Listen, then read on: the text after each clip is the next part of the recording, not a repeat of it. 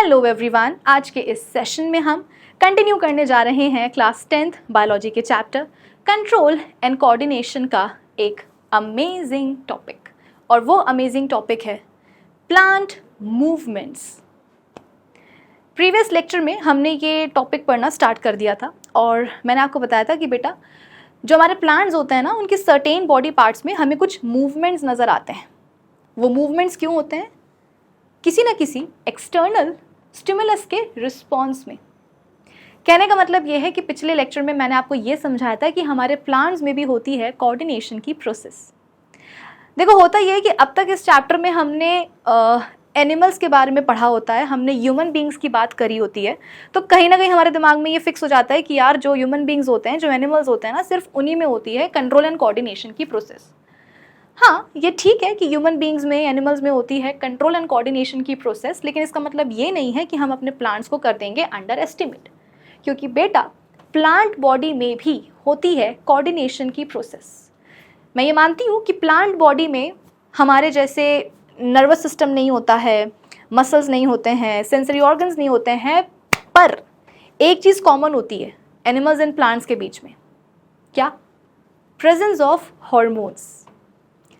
आपने ये पढ़ लिया है ना कि किस तरीके से हमारी बॉडी में अलग अलग एंडोक्राइन ग्लैंड्स होती हैं, उनके रिस्पेक्टिव हॉर्मोन्स होते हैं।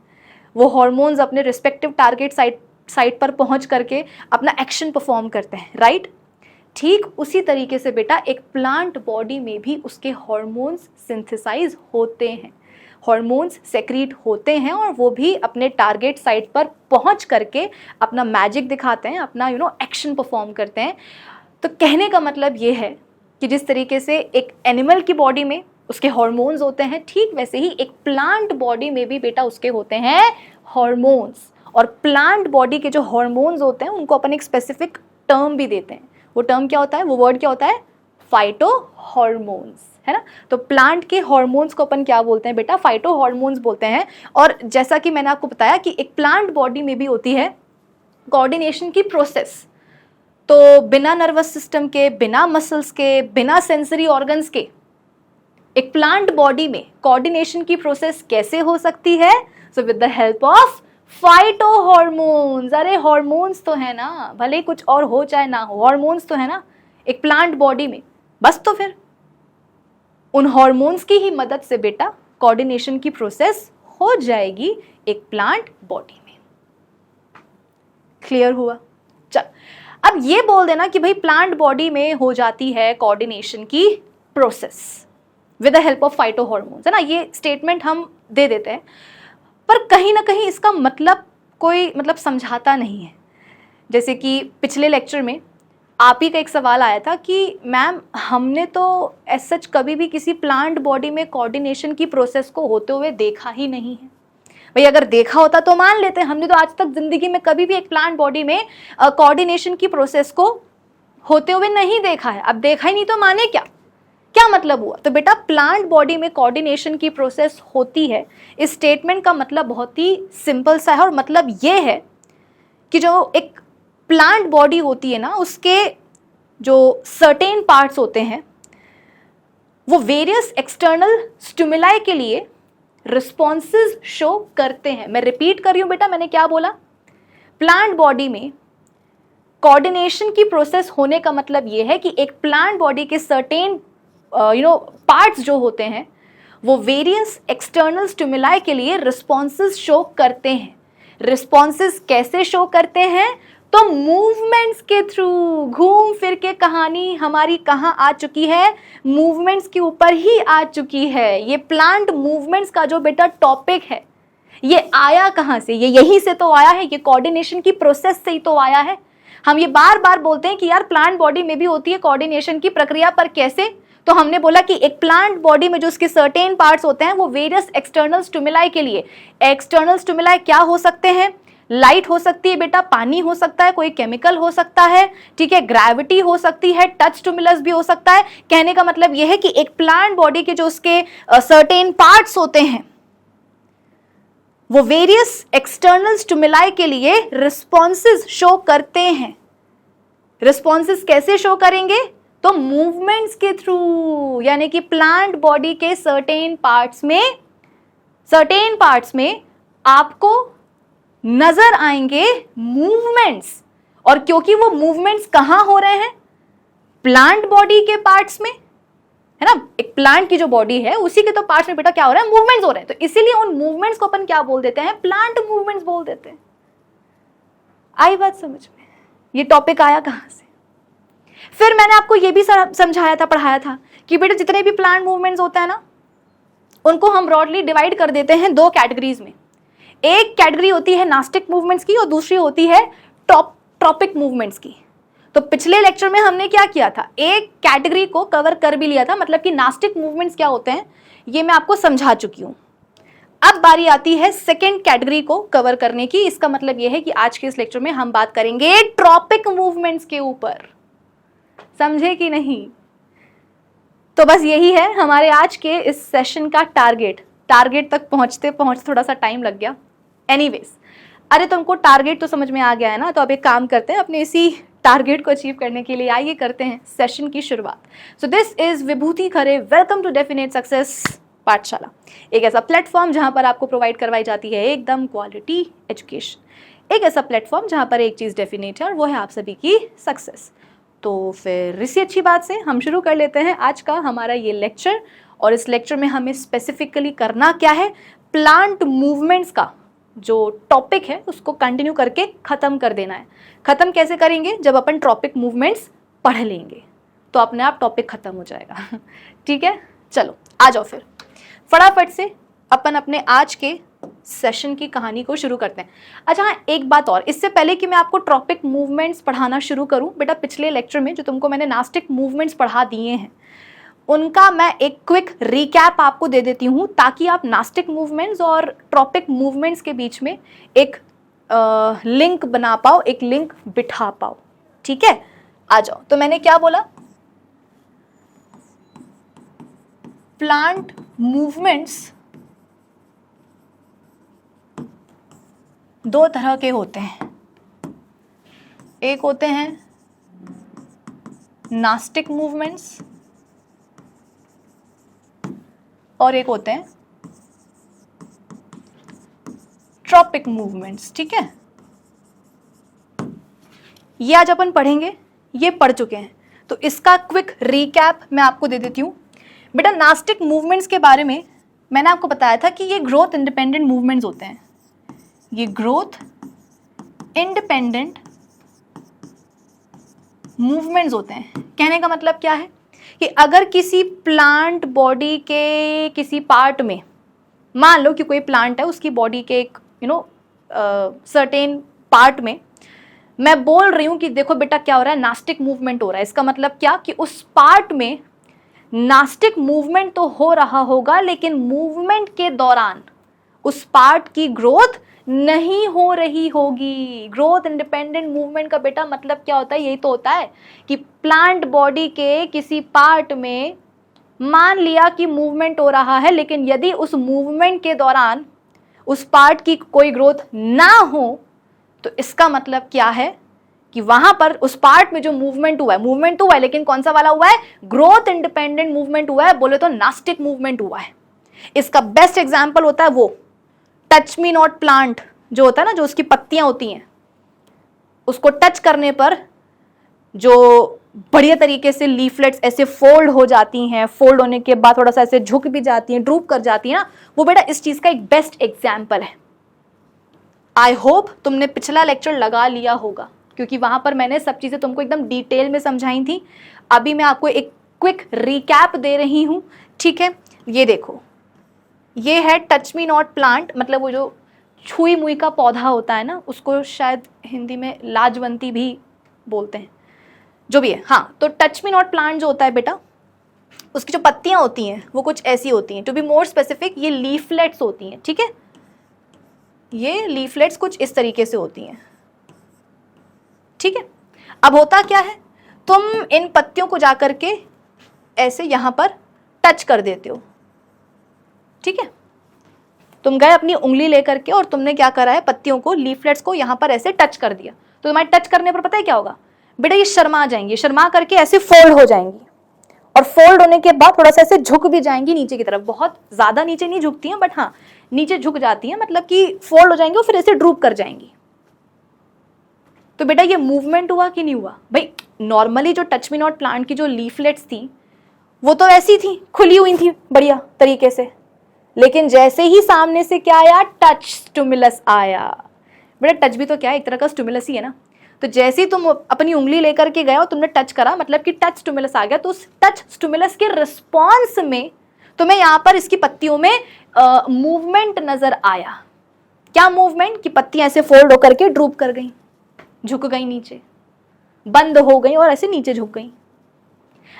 एक बात और, ये चीज तुमको मैंने पिछले लेक्चर में भी समझाई थी कि मेजॉरिटी जो प्लांट मूवमेंट्स होते हैं बेटा, वो इतने स्लो रेट पर होते हैं कि उनको ऐसे ऑब्जर्व करना ना हर किसी के बस की बात होती नहीं है, है ना। ये बात तुमको और क्लियरली समझ में आएगी जब अपन बात करेंगे ट्रॉपिक मूवमेंट्स की। लेकिन हाँ, तुम इस चीज को बेटा समझने की कोशिश करो कि मेजॉरिटी प्लांट मूवमेंट्स ऐसे होते हैं जो इतने स्लो रेट पर होते हैं कि उनको ऐसे ऑब्जर्व करना, पहचानना, देखना ना बड़े मुश्किल की बात होती है। मतलब ऐसा लगता है कि यार सालों साल बीत रहे हैं, महीनों बीत रहे हैं, दिन बीत रहे हैं, कैसे जो है हम किसी प्लांट बॉडी के इस पार्ट का जो है ना मूवमेंट जज करें या इवैल्यूएट करें या ऑब्जर्व करें, पल्ले नहीं पड़ता है। लेकिन कुछ प्लांट मूवमेंट्स ऐसे होते हैं जो बड़े क्विक होते हैं, जिनको देखना, ऑब्जर्व करना आसान रहता है ना। जैसे कि ये कि जहां तुमने टच करा पत्तियों को, तुरंत तुम्हारे मुंह पर क्या होगा, ये पत्तियां फोल्ड होकर के ऐसे नीचे झुक जाएंगी। जहां तुमने टच किया वहीं के वहीं ये पत्तियां मूव करेंगी, लीफलेट्स में आपको मूवमेंट नजर आएगा, फोल्ड होकर के ऐसे नीचे झुक जाएंगी। तो ये जो आपको प्लांट मूवमेंट नजर आया है बेटा, ये क्यों नजर आया? क्योंकि ये बहुत ही जल्दी हो गया, क्विकली हो गया, तो आपने इसको देख लिया। लेकिन हाँ, ये बात आपको ध्यान रखनी होगी कि मेजॉरिटी प्लांट मूवमेंट्स इतने स्लोअर रेट पे होते हैं कि उनको ऐसे ऑब्जर्व करना इतना आसान नहीं होता, मुश्किल होता है इनफैक्ट। ठीक है, एनीवेज, तो मैं आपको क्या बता रही थी, हाँ, अब मान लो कि तुमने जाकर के बेटा टच मी नॉट प्लांट की इन लीफलेट्स को टच किया, ठीक है, और टच करने के बाद तुमसे मैंने बोला, अच्छा हाँ, टच करने के बाद ऐसा नहीं है बेटा कि जिंदगी भर ये लीफलेट्स जो है ना ऐसी फोल्ड होकर के ड्रूप ही रहेंगी, नहीं। जैसे ही तुम इनको टच करना बंद करोगे, कुछ टाइम बाद ये वापस से इनका जो ओरिजिनल फॉर्म है ये रीगेन कर लेंगी, मतलब वापस से ऐसे खुल जाएंगी और ऊपर की तरफ उठ जाएंगी, है ना। ये नहीं कि टच किया तो जिंदगी भर शर्मा करके दबी रहेंगी, नहीं। कुछ टाइम के बाद जब टच स्टिमुलस आना बंद हो जाएगा तो ये वापस से खुल जाएंगी, ठीक है, और ऊपर की तरफ उठ भी जाएंगी। एनीवेज, हाँ, तो तुम मुझे जरा ये बताओ कि जब तुमने पत्तियों को जाकर के टच किया, ठीक है, पत्तियों ने रिस्पॉन्स शो किया। भाई मैंने आपको पहले भी क्या समझाया है कि जो प्लांट बॉडी के पार्ट्स होते हैं वो एक्सटर्नल स्टिमुलस के लिए रिस्पॉन्स कैसे शो करते हैं? मूवमेंट के थ्रू। तो बेटा यहाँ पर क्या हुआ है? लीफलेट्स का मूवमेंट ही तो हुआ ना। टच स्टिमुलस के रिस्पॉन्स में यहाँ पर क्या हुआ है? लीफलेट्स का मूवमेंट ही तो हुआ है। बंद हो गई, फोल्ड हो गई, झुक गई नीचे, लाइक दैट। तो ये मूवमेंट ही तो हुआ टच स्टिमुलस के रिस्पॉन्स में, ठीक है। हाँ, तो जब ये मूवमेंट हो रहा था, जब इन पत्तियों का, ये लीफलेट्स का जब ये मूवमेंट हो रहा था बेटा, तो क्या यहाँ पर तुम्हें ग्रोथ होते हुए नजर आई? कि तुमने बोला कि मैम जब तक हमने टच मी नॉट प्लांट की लीफलेट्स को टच नहीं किया था तो लीफलेट्स कुछ इतनी लंबी लंबी थी, और टच करने के बाद जब ये मूवमेंट हुआ तो पत्तियां इतनी लंबी लंबी हो गई।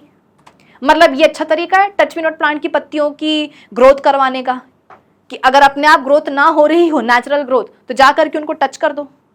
टच करने के पहले इतनी इतनी थी, टच करने के बाद इतनी इतनी हो जाएंगी, क्योंकि मूवमेंट हुआ है। ऐसा होता है क्या? नहीं होता है। तुम चाहे बेटा दिन में 10 बार जाकर के क्यों ना टच मी नॉट प्लांट की लीफलेट्स को टच कर लो, डेफिनेटली रिस्पॉन्स शो करेंगी, इनमें मूवमेंट आएगा, ठीक है, ये बंद हो जाएंगी, नीचे झुक जाएंगी, दोबारा से खुल भी जाएंगी, सब हो जाएगा, लेकिन ग्रोथ नहीं होगी। तो ये क्या है? मूवमेंट तो है, पर कौन सा वाला? नास्टिक मूवमेंट, ठीक है। तो इसीलिए अपन बोलते हैं कि नास्टिक मूवमेंट्स जो होते हैं बेटा वो ग्रोथ इंडिपेंडेंट मूवमेंट्स होते हैं। कि अगर किसी प्लांट बॉडी के पार्ट में नास्टिक मूवमेंट हो रहा है, इसका मतलब क्या कि मूवमेंट वहां होगा किसी न किसी एक्सटर्नल स्टिमुलस के रिस्पॉन्स में, बट ग्रोथ उस पार्ट की कतई नहीं होने वाली है मूवमेंट के दौरान, है ना। ये नहीं बोलोगे कि मैम उस पार्ट की ग्रोथ होगी ही नहीं जीवन में कभी भी। अरे होगी यार, बिल्कुल होगी, लेकिन इस मूवमेंट के दौरान नहीं होगी, ये कंफर्म रहता है, ठीक है, जैसे कि कुछ एक एग्जाम्पल मैंने आपको दिया था डेंडेलियन फ्लावर का। डेंडेलियन प्लांट का जो फूल होता है ना बेटा, जब सुबह आती है, जब सनलाइट आती है, मतलब जब सुबह होती है, जब सनलाइट आती है तो वो फूल खिल जाते हैं, ठीक है, और जब शाम होने लगती है, लाइट कम होने लगती है, तो फिर वो दोबारा से बंद भी हो जाते हैं, ठीक है। तो ये जो खुलना बंद हो रहा है डेंडेलियन फ्लावर का लाइट स्टिमुलस के रिस्पॉन्स में, तो तुम्हें क्या लगता है कि इससे क्या फ्लावर की ग्रोथ होने वाली है क्या? कि तुमने एक दिन पहले देखा था कि फ्लावर इतना छोटा था, एक दिन बाद आकर के देखा इतना बड़ा हो गया, क्यों? क्योंकि उस एक दिन में क्या हुआ, लाइट आई, लाइट गई, तो लाइट आने से वो खिल गया था, लाइट जाने से क्या हुआ था, वो बंद हो गया था। तो इस खुलने और बंद होने के चक्कर में क्या हुआ, उसकी ग्रोथ हो गई। ऐसा होता है क्या? नहीं होता। ठीक है, चलो नेक्स्ट पॉइंट पर हम आते हैं। ये नॉन डायरेक्शनल होते हैं, नॉन डायरेक्शनल होते हैं, यानी कि इनको स्टिमुलस के डायरेक्शन से कतई फर्क नहीं पड़ता बेटा कि स्टिमुलस जो है वो किस डायरेक्शन से आया है, इन्हें कोई मतलब नहीं। जैसे कि टच मी नॉट प्लांट की पत्तियों को, लीफलेट्स को तुम जाकर के टच करोगे तो इन लीफलेट्स को कोई फर्क नहीं पड़ेगा, इन लीफलेट्स को कोई भी फर्क नहीं पड़ेगा कि स्टिमुलस का डायरेक्शन क्या है, कि तुमने कहां से जो है ना टच किया, तुमने यहां से टच किया, तुमने यहां से टच किया, तुमने यहां से, मतलब इन्हें कोई फर्क नहीं पड़ेगा कि हमारे पास जो टच स्टिमुलस आ रहा है वो किस डायरेक्शन से आ रहा है। ये लीफलेट्स बोलेंगे कि देखो ऐसा है, हमारा हिसाब बिल्कुल सीधा सा है, स्टिमुलस आ रहा है तो हमें रिस्पॉन्स शो करना है, मूवमेंट के थ्रू हमें फोल्ड होकर के ड्रूप हो जाना है, जब स्टिमुलस चला जाएगा तो हम दोबारा से खोल जाएंगे। अब हमें इससे फर्क नहीं पड़ता कि स्टिमुलस कहां से आ रहा है, किस डायरेक्शन से आ रहा है, यहां से आ रहा है, यहां से, अरे कहीं से भी आए, हमें क्या मतलब। तुम्हें याद होगा पिछले लेक्चर में तुमको मैंने एक बहुत ही बेसिक एग्जाम्पल से इस चीज को समझाया था। जैसे कि मुझे कोई आइसक्रीम यहां से ला करके दे रहा है, अब आइसक्रीम क्या है, मेरे लिए एक स्टिमुलस है, ठीक है। उस स्टिमुलस के रिस्पॉन्स में मेरी बॉडी से आपको दो तरह के मूवमेंट होते हुए दिख सकते हैं। आइसक्रीम यहां से आ रही है, वो मेरे लिए एक स्टिमुलस का काम कर रही है, और उस स्टिमुलस के रिस्पॉन्स में मेरी बॉडी से आपको दो तरह के मूवमेंट्स होते हुए दिख सकते हैं। कौन से दो मूवमेंट्स? या तो मैं आइसक्रीम की तरफ बढ़ूंगी ताकि मैं आइसक्रीम को पकड़ के खा सकूं, या फिर मैं उससे दूर जाऊंगी कि भैया मेरे को नहीं खानी है आइसक्रीम। तो ये दो तरह के मूवमेंट्स तुमको मेरी बॉडी में नजर आए कि नहीं आए आइसक्रीम स्टिमुलस के लिए, कि या तो मैं स्टिमुलस के तरफ जाऊंगी या मैं उससे दूर जाऊंगी, towards the stimulus, away from the stimulus. तो तुमको दो तरह के मूवमेंट नजर आए मेरी बॉडी में एक स्टिमुलस के रिस्पॉन्स में, और उन दोनों मूवमेंट्स में क्या खास बात थी कि एक मूवमेंट टुवर्ड्स द स्टिमुलस था। देखो दोनों ही तरह के मूवमेंट्स में जो तुमको मेरी बॉडी में दिख रहे हैं, मूवमेंट में हो क्या रहा है, मेरे हाथ और मेरी, आप बोल सकते हो कि बॉडी भी मूव कर रही है, लेकिन इस मूवमेंट में क्या है, मेरी बॉडी, मेरे हाथ कहां जा रहे हैं, आइसक्रीम की तरफ, मतलब टुवर्ड्स द स्टिमुलस। और दूसरे मूवमेंट में क्या हो रहा है, मेरी बॉडी और मेरे हाथ कहां जा रहे हैं, आइसक्रीम से दूर, यानी कि अवे फ्रॉम द स्टिमुलस। आई बात समझ में? So there are certain plant movements जिनमें कि स्टिमुलस किस डायरेक्शन से आ रहा है वो भी मैटर करता है। आई बात समझ में? There are certain plant movements जिनमें ये मैटर करता है कि भाई स्टिमुलस किस डायरेक्शन से आ रहा है, या there are certain plant movements जो स्टिमुलस के डायरेक्शन से रिलेट कर पाते हैं। यानी कि कुछ प्लांट मूवमेंट ऐसे होंगे कि हाँ स्टिमुलस के डायरेक्शन की तरफ हो जाएंगे या उससे दूर जाकर के हो जाएंगे, मतलब कुछ ना कुछ तो रिलेशन होता है सर्टेन प्लांट मूवमेंट्स का स्टिमुलस के डायरेक्शन से। वो क्या होता है वो अपन समझेंगे इस कैटेगरी में, ठीक है। लेकिन इनको तो कोई फर्क नहीं पड़ता, ये बोलते हैं कि देखो यार हमें नहीं मतलब है कहीं से भी आए स्टिमुलस, हमें तो जो मूवमेंट करना है वो हम करके रहेंगे। जैसे कि अगर तुम टच मी नॉट प्लांट की पत्तियों को यहाँ से टच करोगे तो भी वो बंद होकर के नीचे झुकेंगी, यहाँ से टच करोगे तो भी उनका रिएक्शन वही होगा। ऐसा नहीं कि तुमने यहाँ से टच करा है तो वो यहाँ पर आकर के बंद होंगी, तुमने यहाँ से टच करा तो वो दूर जाकर के बंद होंगी, ऐसा नहीं होता है, ठीक है। उसके अलावा, ठीक है, उसके अलावा एक और चीज, एक common point between nastic and tropic movements, कि ये दोनों ही तरह के जो प्लांट मूवमेंट्स होते हैं बेटा, ये होते किसके कारण है? अरे फाइटो हॉर्मोन्स के कारण, है ना।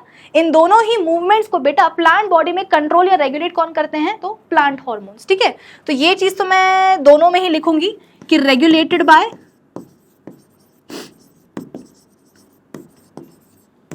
फाइटो हॉर्मोन्स, यानी कि प्लांट हॉर्मोन्स, यही करवाते हैं बेटा नास्टिक मूवमेंट्स। कैसे कैसे, तो एक टर्म मैंने तुमको समझाया था पिछले लेक्चर में, टर्गर प्रेशर। टर्गर प्रेशर का मतलब क्या होता है, एक सेल के अंदर का जो बेटा फ्लूइड होता है, जो पानी होता है ना, वो सेल की वॉल पर अंदर की तरफ से एक प्रेशर लगाता है। जैसे कि ये सेल है, इसके अंदर पानी है, तो ये पानी क्या करेगा, सेल वॉल के ऊपर इस तरीके से ऐसे अंदर की तरफ से ऐसे एक प्रेशर लगाएगा, और उसी प्रेशर को अपन क्या बोलते हैं बेटा, टर्गर प्रेशर बोलते हैं, ठीक है। तो माना कि जो प्लांट हार्मोन्स होते हैं वो नास्टिक मूवमेंट्स लेकर के आते हैं, पर कैसे, तो टर्गर प्रेशर को चेंज करके, टर्गर प्रेशर को चेंज करके। अब आप बोलोगे कि मैम टर्गर प्रेशर को चेंज कैसे कर सकते हैं, देखो ऐसा है, यदि सेल के अंदर पानी ज्यादा है, पानी का कॉन्सेंट्रेशन यदि ज्यादा है, तो वो ज्यादा पानी क्या करेगा, वॉल के ऊपर ज्यादा प्रेशर लगाएगा, मतलब टर्गर प्रेशर वहां पर ज्यादा होगा, है ना। और उस केस में जो सेल है बेटा वो भी एकदम टाइटली ऐसे खिंचा रहेगा। तुम खुद सोचो ना कि अगर तुम एक बलून में ढेर सारा पानी भर दो या ढेर सारी हवा भर दो, तो जो बलून की जो दीवार होती है, उस दीवार के ऊपर, उस वॉल के ऊपर अंदर जो पानी या जो भी हवा भरी हुई है वो किस तरीके से प्रेशर लगाती है कि जो पूरा बलून है वो एकदम खिंचा हुआ सा रहता है। तो अगर एक सेल के अंदर पानी का कॉन्सेंट्रेशन ज्यादा है तो टर्गर प्रेशर ज्यादा होगा, तो सेल एकदम टाइटली खिंचा रहेगा, ठीक है। और अगर तो अंदर का जो पानी है वो बाहर आ गया, तो अब जो प्रेशर लगने वाला होगा वॉल के ऊपर बेटा वो कम लगेगा, मतलब कि टर्गर प्रेशर। क्योंकि भाई अगर तुम बलून के अंदर जो तुमने पानी भरा है या तुमने जो हवा भरी है, अगर तुम वो ही कम कर दोगे तो बलून की दीवार के ऊपर जो प्रेशर लगेगा बेटा वो कम हो जाएगा ना। तो यहाँ पर भी अगर पानी कम हो गया सेल के अंदर का, तो प्रेशर, टर्गर प्रेशर कम हो जाएगा। और अगर टर्गर प्रेशर कम हो गया तो क्या होगा, सेल श्रिंक कर सकता है, सेल सिकुड़ सकता है। जैसे कि बलून श्रिंक कर जाएगा वैसे ही सेल भी श्रिंक कर जाएगा। तो अल्टीमेटली टर्गर प्रेशर में चेंज होने से होता क्या है, सेल का शेप चेंज हो जाता है, और जहां सेल्स का शेप चेंज हुआ बेटा आपको नास्टिक मूवमेंट देखने को मिल जाएंगे। टच मी नॉट प्लांट की लीफलेट्स किस तरीके से फोल्ड होकर के ड्रूप करती है, उसके पीछे का पूरा जो मैकेनिज्म है ये मैं आपको समझा चुकी हूँ पिछले लेक्चर में, कि ये पुल्विनस होते हैं, ठीक है। जैसे कि ये एक लीफलेट है, उसके बेस पे क्या होता है, एक ऐसा स्वॉलन स्ट्रक्चर होता है जिसको अपन क्या बोलते हैं, पुल्विनस कहते हैं। ऐसी जितने भी, देखो यहाँ पर तो एक लीफलेट को मैंने आपको जूम इन करके बताया है, ठीक है। बहुत सारी लीफलेट्स होती है, सभी लीफलेट्स के बेस पर ये स्वॉलन स्ट्रक्चर पाए जाते हैं जिनको अपन क्या बोलते हैं, पुल्विनाई। इन पुल्विनाई के क्या होते हैं बेटा, सेल्स होते हैं, इन पुल्विनाई के सेल्स होते हैं, ठीक है। अब होता क्या है कि जैसे ही अच्छा हाँ सुनो, ये जो पुल्विनाई के सेल्स होते हैं बेटा इनमें ढेर सारा पानी भरा होता है, ठीक है।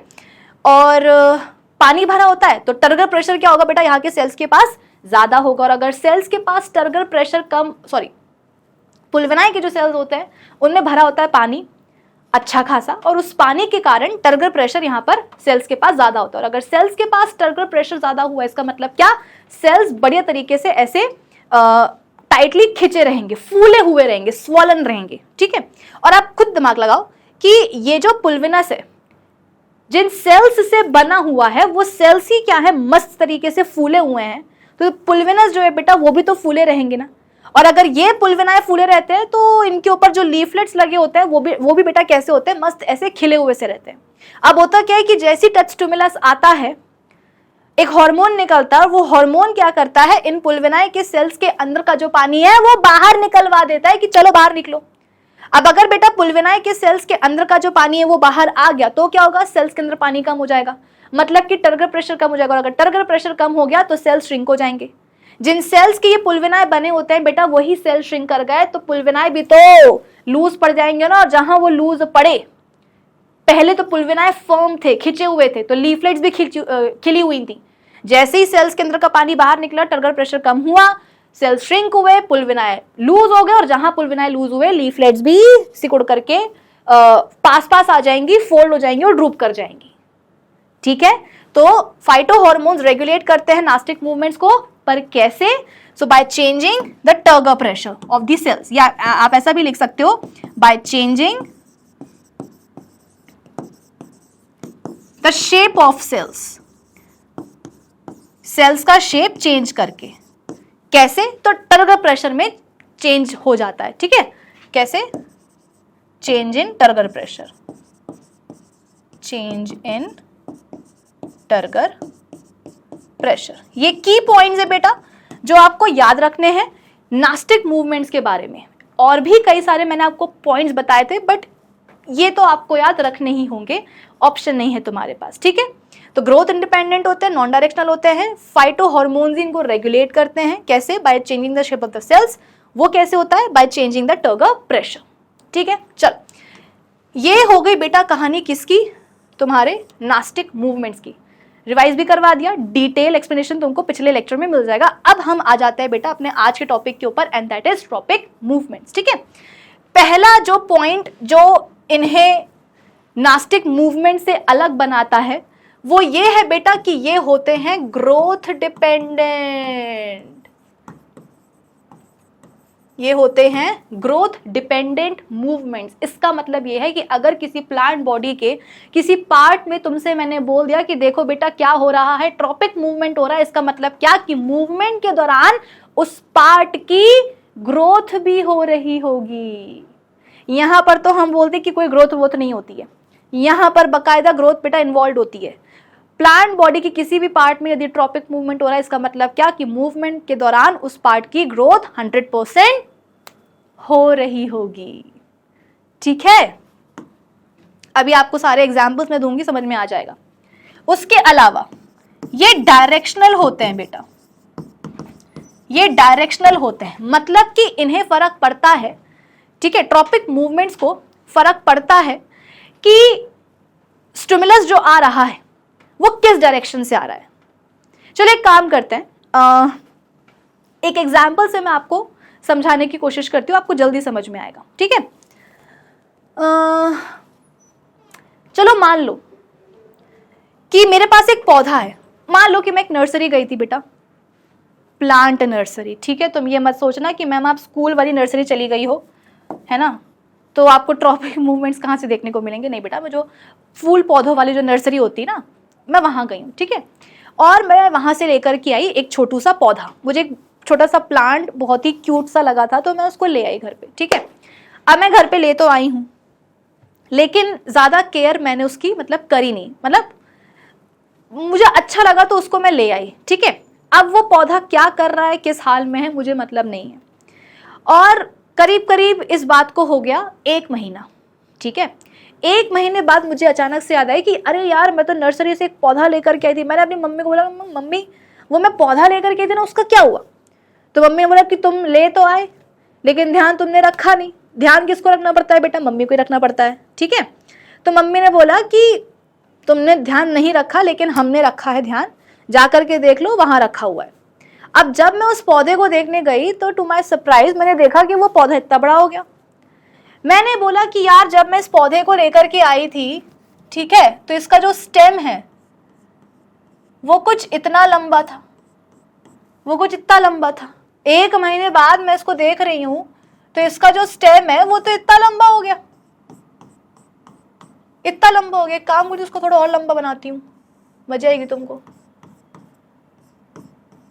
इतना लंबा हो गया। तो बेटा ये मूवमेंट हुआ कि नहीं हुआ? 1 महीने पहले जब मैं पौधा लेकर के आई थी तो वो इतना सा था, उसका स्टेम देखो, तुम तो रूट्स भी मत देखो, तुम तो बस स्टेम देख लो, इतना लंबा स्टेम था। लंबा क्या बेटा, छोटा स्टेम था, ठीक है। 1 महीने बाद आकर के देखा उसी पौधे को तो उसका स्टेम देखो इतना लंबा हो गया। तो बेटा ये देखो ना, यहाँ पर मूवमेंट हुआ कि नहीं हुआ? आप बोलोगे कि मैम मूवमेंट का तो नहीं पता। हाँ, ग्रोथ जरूर हुई है मैम, ग्रोथ हुई है कि स्टेम पहले इतना लंबा था, इतना छोटा था, 1 महीने बाद इतना लंबा हो गया, तो मैम ग्रोथ तो हुई है। मूवमेंट कहाँ हुआ? सवाल आया होगा आपके दिमाग में कि मैम आप इसको मूवमेंट कैसे बोल सकते हो? ग्रोथ हुई है, ग्रोथ बोलो, मूवमेंट क्यों बोला? अरे बेटा, ये एक ऐसा मूवमेंट है जिसमें कि ग्रोथ हुई है। आप बोलोगे कि मैम कैसे मान लें? अच्छा मेरी बात सुनो, मेरा हाथ अभी मैं ऐसे रखती हूँ, ठीक है, अभी मैं अपना हाथ, या चलो ठीक है मैं अपना हाथ पहले अभी ऐसे रखती हूँ, ठीक है। आप सभी ने मेरा हाथ देखा कि मैंने कैसे रखा हुआ है, किस पोजीशन पे रखा हुआ है। अब आप 2 सेकंड के लिए अपनी आंखें जरा बंद करो, ठीक है, 2 सेकंड के लिए अपनी आंखें जरा बंद करो और सीरियसली करना, ठीक है। ऑन द काउंट ऑफ 1 2 अब आंखें खोलो। जब आपने आंखें खोली तो मेरा हाथ कहाँ आ गया? यहां आ गया। अरे यहां आया कि नहीं आया? पहले कहा था 2 सेकंड पहले यहां था, फिर कहाँ आ गया? यहां आ गया। तो क्या तुम इसको मूवमेंट बोल सकते हो कि मेरे हाथ का मूवमेंट हुआ है? भाई 2 सेकंड में मेरे हाथ की पोजीशन चेंज हुई कि नहीं हुई? पहले मेरा हाथ यहां था, फिर यहां आ गया 2 सेकंड में, तो पोजीशन चेंज हुई। तो तुमने बोला कि हाँ मैम, जब तक हमने अपनी आंखें बंद रखी ना, आपने अपना हाथ मूव कर लिया, मतलब कि यहां पर एक मूवमेंट देखने को मिली। देख नहीं पाए क्योंकि आपने हमारी आंखें बंद करवा दी थी, लेकिन हम समझ गए कि 2 सेकंड में आपने क्या करा, अपने हाथ को मूव कर लिया, यहां से यहां आप ले आई, पोजीशन चेंज हो गई, मतलब मूवमेंट हुआ। बहुत बढ़िया। तो बेटा ऐसा ही तो मूवमेंट यहां पर जो मेरा पौधा है उसमें भी तुम्हें देखने को नहीं मिला क्या? इसको मैं थोड़ा सा और अच्छे से बनाती हूं कि सपोज ये गमला है, चलो गमले में लगा देते हैं। 1 महीने पहले जब मैं उसको लेके आई थी पौधे को, तो वो इतना लंबा था। 1 महीने बाद आकर के देखा तो उसका स्टेम इतना लंबा हो गया, इतना लंबा हो गया। तुम तो एक काम करो ना, तुम शूट की टिप देखो। शूट टिप मतलब जो स्टेम की टिप है ना, ये टिप एपेक्स, तुम तो ये देखो कि 1 महीने पहले जब मैं पौधे को नर्सरी से लेकर के आई थी, सपोज नीचे क्या है, ग्राउंड, जाहिर सी बात है, गमला कहाँ रखेंगे, ग्राउंड पे ही तो रखेंगे ना, हवा में तो नहीं रखेंगे लटका के। तो ग्राउंड लेवल से अगर मैं शूट की लंबाई देखूं, या शूट किस अगर मैं ग्राउंड लेवल से शूट टिप की हाइट देखूं तो इतनी थी। भाई 1 महीने पहले मैंने देखा कि जो ये जो शूट टिप है, मेरे पौधे की जो शूट टिप है, वो ग्राउंड से इतनी हाइट पर है, ठीक है। 1 महीने बाद देखा आकर के, तो अब ग्राउंड से शूट टिप की लंबाई कितनी हो गई है, या हाइट कितनी हो गई है? इतनी हो गई है। यानी कि शूट टिप यहां से यहां पहुंच गई। जैसे कि मेरा हाथ यहां से यहां पहुंचा था बेटा, मेरा हाथ 2 सेकंड में यहां से यहां पहुंचा था कि नहीं पहुंचा था? ठीक वैसे ही 1 महीने में क्या हुआ है, मेरे पौधे की जो शूट टिप है वो यहां से यहां पहुंच गई है। पहले ग्राउंड से देखो इसकी हाइट कितनी थी, इतनी थी। 1 महीने बाद देखो शूट टिप की हाइट ग्राउंड से कितनी ज्यादा हो गई है, देखो इतनी ज्यादा हो गई है। बात आई समझ में?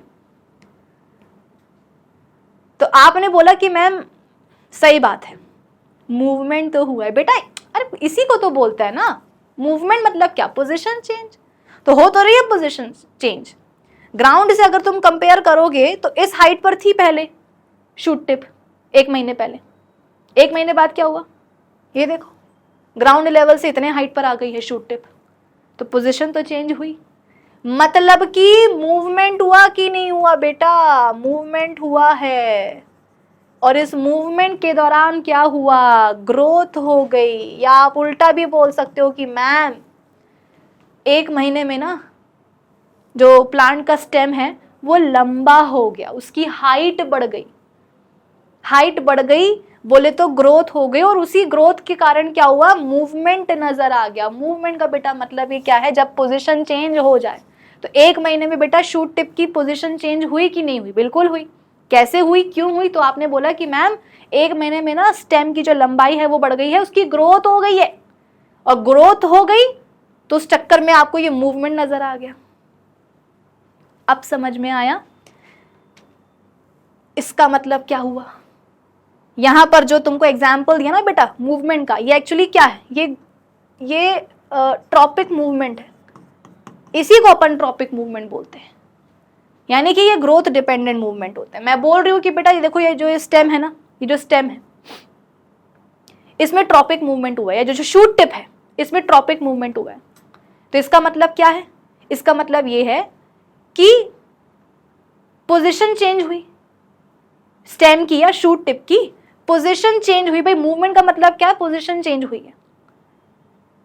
लेकिन उस मूवमेंट के दौरान, उस चेंज के दौरान क्या हुआ, ग्रोथ भी हो गई स्टेम की या शूट टिप की, हाइट बढ़ गई।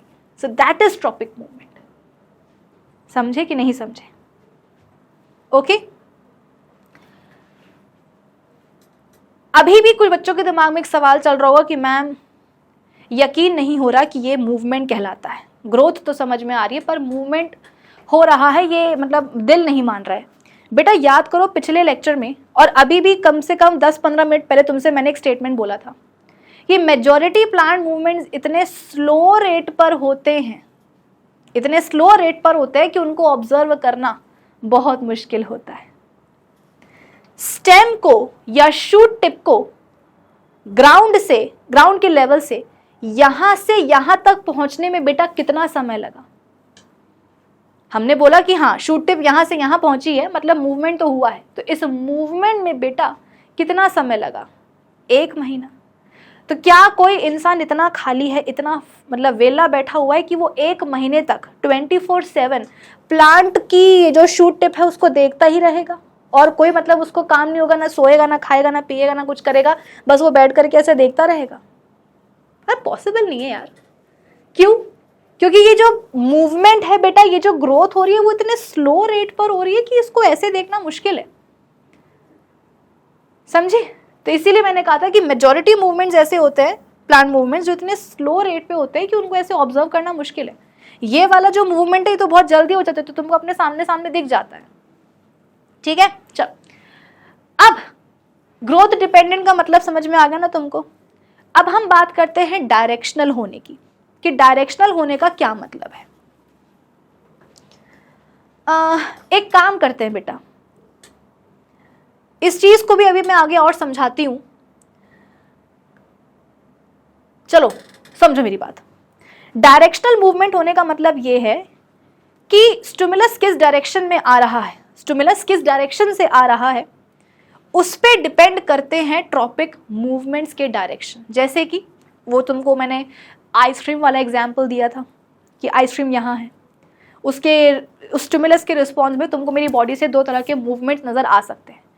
या तो मेरी बॉडी का मूवमेंट कहाँ होगा, आइसक्रीम की तरफ, यानी कि टुवर्ड्स द स्टिमुलस, या फिर कहाँ होगा, आइसक्रीम से दूर, यानी कि अवे फ्रॉम द स्टिमुलस। तो ये 2 तरह के तुम्हें मूवमेंट्स नजर आए मेरी बॉडी में। ठीक वैसे ही बेटा जो ट्रॉपिक मूवमेंट्स होते हैं ये भी 2 प्रकार के होते हैं on the basis of direction of stimulus. यानी कि प्लांट बॉडी का सपोज एक पार्ट है जहां पर मैं बोल रही हूँ कि ट्रॉपिक मूवमेंट हो रहा है। मान लो कि प्लांट बॉडी का एक पार्ट है जहां पर ट्रॉपिक मूवमेंट हो रहा है, तो मूवमेंट या तो स्टिमुलस के तरफ होगा या स्टिमुलस से दूर जाकर के होगा, या तो टुवर्ड्स स्टिमुलस होगा या अवे फ्रॉम द स्टिमुलस होगा। बेटा यहां पर ना कोई झंझट होती नहीं है डायरेक्शन की, कि कहीं से भी आए स्टिमुलस, जो होना है वो जो मूवमेंट होना है वो तो होकर के ही रहेगा, फर्क नहीं पड़ता। लेकिन यहाँ पर बहुत फर्क पड़ता है। मैंने क्या बोला कि प्लांट बॉडी के किसी पार्ट में यदि मैं बोल रही हूँ कि ट्रॉपिक मूवमेंट हो रहा है, तो बेटा ट्रॉपिक मूवमेंट उस पार्ट में जो मूवमेंट हो रही है अलॉन्ग विथ ग्रोथ, या तो वो स्टिमुलस की तरफ होगी या स्टिमुलस से दूर जाकर के होगी। तो उस बेसिस पर 2 और यहाँ पर बेटा इनके टाइप्स बन जाते हैं, positive tropism and negative tropism. Positive tropism, tropic movements को बेटा अपन ट्रॉपिज्म भी बोलते हैं। ठीक है, तुम बोलोगे कि मैम ये नाम कहाँ से आ गया अचानक से, तो ट्रॉपिक मूवमेंट्स को ही हम ट्रॉपिज्म भी बोलते हैं। ठीक है, तो डायरेक्शन के बेसिस पर ये 2 तरह के हो जाते हैं, positive and negative. Positive and negative. Positive tropism यानी कि पॉजिटिव ट्रॉपिक मूवमेंट भी आप बोल सकते हो, और नेगेटिव ट्रॉपिज्म यानी कि नेगेटिव ट्रॉपिज्म, ट्रॉपिक मूवमेंट्स। ठीक है, पॉजिटिव का मतलब क्या है, जब मूवमेंट हो टुवर्ड्स द स्टिमुलस, और नेगेटिव का मतलब क्या हो, जब मूवमेंट हो रहा हो away from the stimulus, stimulus से दूर जाके। ठीक है, उसके अलावा इनको भी रेगुलेट करते हैं कौन, फाइटो हॉर्मोन्स ही। पहले ही मैंने आपको बताया था कि भाई किसी भी तरह का प्लांट मूवमेंट क्यों ना हो रहा हो, उसको कंट्रोल रेगुलेट करने वाले फाइटो हॉर्मोन्स ही होते हैं। बस तरीका अलग हो जाता है, बस तरीका अलग हो जाता है। यहां पर फाइटो हॉर्मोन्स क्या करते हैं, सेल का शेप चेंज करवा देते हैं। ठीक है, यहां पर क्या करेंगे, फाइटो हॉर्मोन्स, जिस प्लांट में मैं बोल रही हूं कि देखो ट्रॉपिक मूवमेंट हो रहा है, away from the stimulus towards the stimulus, कैसा भी बस ट्रॉपिक मूवमेंट हो रहा है, तो वो कैसे हो रहा होगा, उस पार्ट के जो सेल्स है बेटा वहां पर फाइटो हॉर्मोन्स जाकर के अपना एक्शन परफॉर्म कर रहे होंगे। क्या एक्शन परफॉर्म कर रहे होंगे बेटा, उस पार्ट के सेल्स की वो ग्रोथ करवा रहे होंगे। यहां पर क्या होता है, यहां पर सेल्स का वो शेप चेंज कर देते हैं हॉर्मोन्स, और यहां पर जिस पार्ट में मैं बोल रही हूँ कि ट्रॉपिक मूवमेंट हो रहा है, उस पार्ट के जो सेल्स हैं उनकी ग्रोथ करवा देते हैं ये हॉर्मोन्स, और उसी ग्रोथ के कारण फिर क्या होता है, उस पार्ट की ग्रोथ हो जाती है, और ग्रोथ के कारण क्या होता है, आपको उस पार्ट में मूवमेंट दिख जाता है। जैसे कि यहां पर मैंने आपको एग्जांपल दिया कि ये स्टेम है, 1 महीने पहले इतना लंबा था, 1 महीने बाद देखो इतना लंबा हो गया। हुआ कैसे, तो एक हार्मोन आया, ठीक है, एक हार्मोन आया बेटा, अपने आप तो ये चीजें हो नहीं जाएंगी। तो हुआ ये कि एक हार्मोन आया लाइक दिस। कौन सा हार्मोन आया अभी नहीं बताऊंगी, अगले लेक्चर में बताऊंगी जब अपन बात करेंगे फाइटो हार्मोन्स की, ठीक है। एक हार्मोन आया, उसने क्या करा, स्टेम के जो सेल्स थे उनके ऊपर अपना एक्शन परफॉर्म किया। क्या एक्शन परफॉर्म किया बेटा, स्टेम के जो सेल्स है ना उनकी लंबाई बढ़ा दी। जैसे कि मान लो ये स्टेम है और इसके ये सेल्स हैं, ठीक है, ये स्टेम है और इसके ये सेल्स हैं।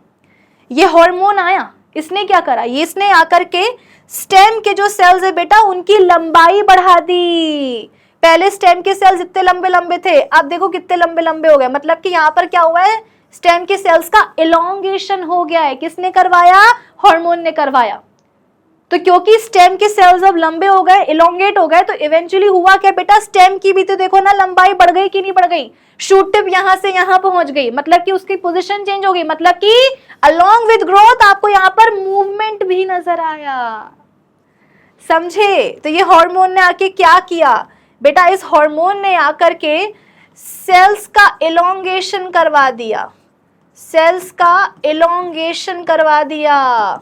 सेल्स ऐसे लंबे लंबे हो गए, देखो ऐसे लंबे लंबे हो गए। और जहां सेल्स लंबे लंबे हुए बेटा, तो जो स्टेम है वो भी देखो लंबा हो गया, हाइट बढ़ गई। क्या हुआ, रिजल्ट क्या निकला, रिजल्ट ये निकला कि स्टेम की हाइट बढ़ गई। मतलब आपने बोला कि ग्रोथ हो गई, और इस ग्रोथ के दौरान मूवमेंट भी हो गया। तो ये सब चीजें हुई बेटा किसके कारण, इस हार्मोन के कारण। कि 1 महीने के टाइम इंटरवल में ये हार्मोन आया, इसने स्टेम के सेल्स की लंबाई बढ़ा दी। सेल्स लंबे लंबे हो गए तो स्टेम भी लंबा हो गया 1 महीने में। ऐसा नहीं कि बहुत जल्दी हो जाता। तो आई होप बेटा ये पूरी जो कहानी है इस हार्मोन के कारण ये तुमको समझ में आ गई होगी कि जो किया है ना इस हार्मोन ने किया। और इसीलिए मैं बार बार बोल रही हूं कि चाहे कोई सा भी टाइप ऑफ प्लांट मूवमेंट क्यों ना हो रहा हो, चाहे वो नास्टिक हो चाहे वो ट्रॉपिक हो, करवाने वाले कौन होते हैं, हार्मोन्स ही होते हैं, फाइटो हार्मोन्स ही होते हैं। कितने सुंदर तरीके से 1 महीने के टाइम पीरियड में ये हार्मोन आया, इसने स्टेम के सेल्स के ऊपर अटैक किया। अटैक बोले तो अपना असर दिखाया, मैजिक दिखाया। क्या मैजिक दिखाया, अरे भाई जैसे ही ये जो स्टेम के जो सेल्स है ना बेटा, जैसे ही इनके अंदर वो हार्मोन पहुंचा, स्टेम के जो सेल्स है वो ऐसे लंबे लंबे होने लग गए। देखो ना ऐसे इलोंगेट हो गए। और क्योंकि स्टेम के सेल्स ऐसे लंबे लंबे हो गए, इलोंगेशन हो गया उनका, तो इवेंचुअली स्टेम भी क्या हो गया, लंबा हो गया। तो हमने बोला कि देखो हाइट बड़ी हो गई, 1 महीने में ग्रोथ हो गई, और इस ग्रोथ के पीछे पीछे क्या हुआ, मूवमेंट भी देखने को मिल गया। कि पहले जो शूट टिप थी वो यहां थी, अब 1 महीने बाद यहां आ गई, तो पोजीशन चेंज हो गई, मतलब मूवमेंट हो गया। बोले तो कौन सा मूवमेंट, ट्रॉपिक मूवमेंट स्पेसिफाई कर देते हैं, ठीक है। तो अब अपन यहां पर लिख सकते हैं, क्या लिख सकते हैं कि ये जो मूवमेंट्स होते हैं of course they are regulated by phytohormones. कैसे, क्या करते हैं यहां पर फाइटो हार्मोन्स, तो ये सेल्स की ग्रोथ करवा देते हैं by causing the growth of cells. Cells की ग्रोथ करवा करके, नास्टिक मूवमेंट में ये क्या कर रहे थे हार्मोन्स, सेल्स का शेप चेंज करवा रहे थे bye changing the turgor pressure in them. लेकिन यहां पर इन्होंने बोला कि नहीं, कुछ और करेंगे। क्या करेंगे? सेल्स की ग्रोथ ही करवा डालेंगे। मतलब तुम सोच के देखो कि यार एक हार्मोन ऐसा आया जिसने बोला कि यार मैं ना प्लांट के इस पार्ट के सेल्स के ऊपर जाके अटैक करूंगा। क्या करूंगा? मैं सेल्स की ग्रोथ करवा दूंगा, सेल्स लंबे लंबे हो जाएंगे। तो और इवेंचुअली क्या होगा भाई? अगर पार्ट, प्लांट बॉडी के किसी पार्ट के सेल्स के ऊपर आकर के एक हार्मोन गिर गया है, उसके कारण हार्मोन क्या कर रहे हैं? इलोंगेट हार्मोन नहीं, सेल्स क्या कर रहे हैं? मैंने क्या बोला, सुनो मेरी बात। प्लांट बॉडी का एक पार्ट है, उसके ऊपर हार्मोन आकर के गिरा। पार्ट के जो सेल्स हैं, उन सेल्स के ऊपर वो हार्मोन आकर के अपना इन्फ्लुएंस डालने की कोशिश कर रहा है। और उस चक्कर में वो क्या रहा है कि जो सेल्स है बेटा वो ग्रो कर गए, उनकी ग्रोथ होने लग गई। कैसे? वो लंबे लंबे होने लग गए। तो इवेंचुअली क्या होगा?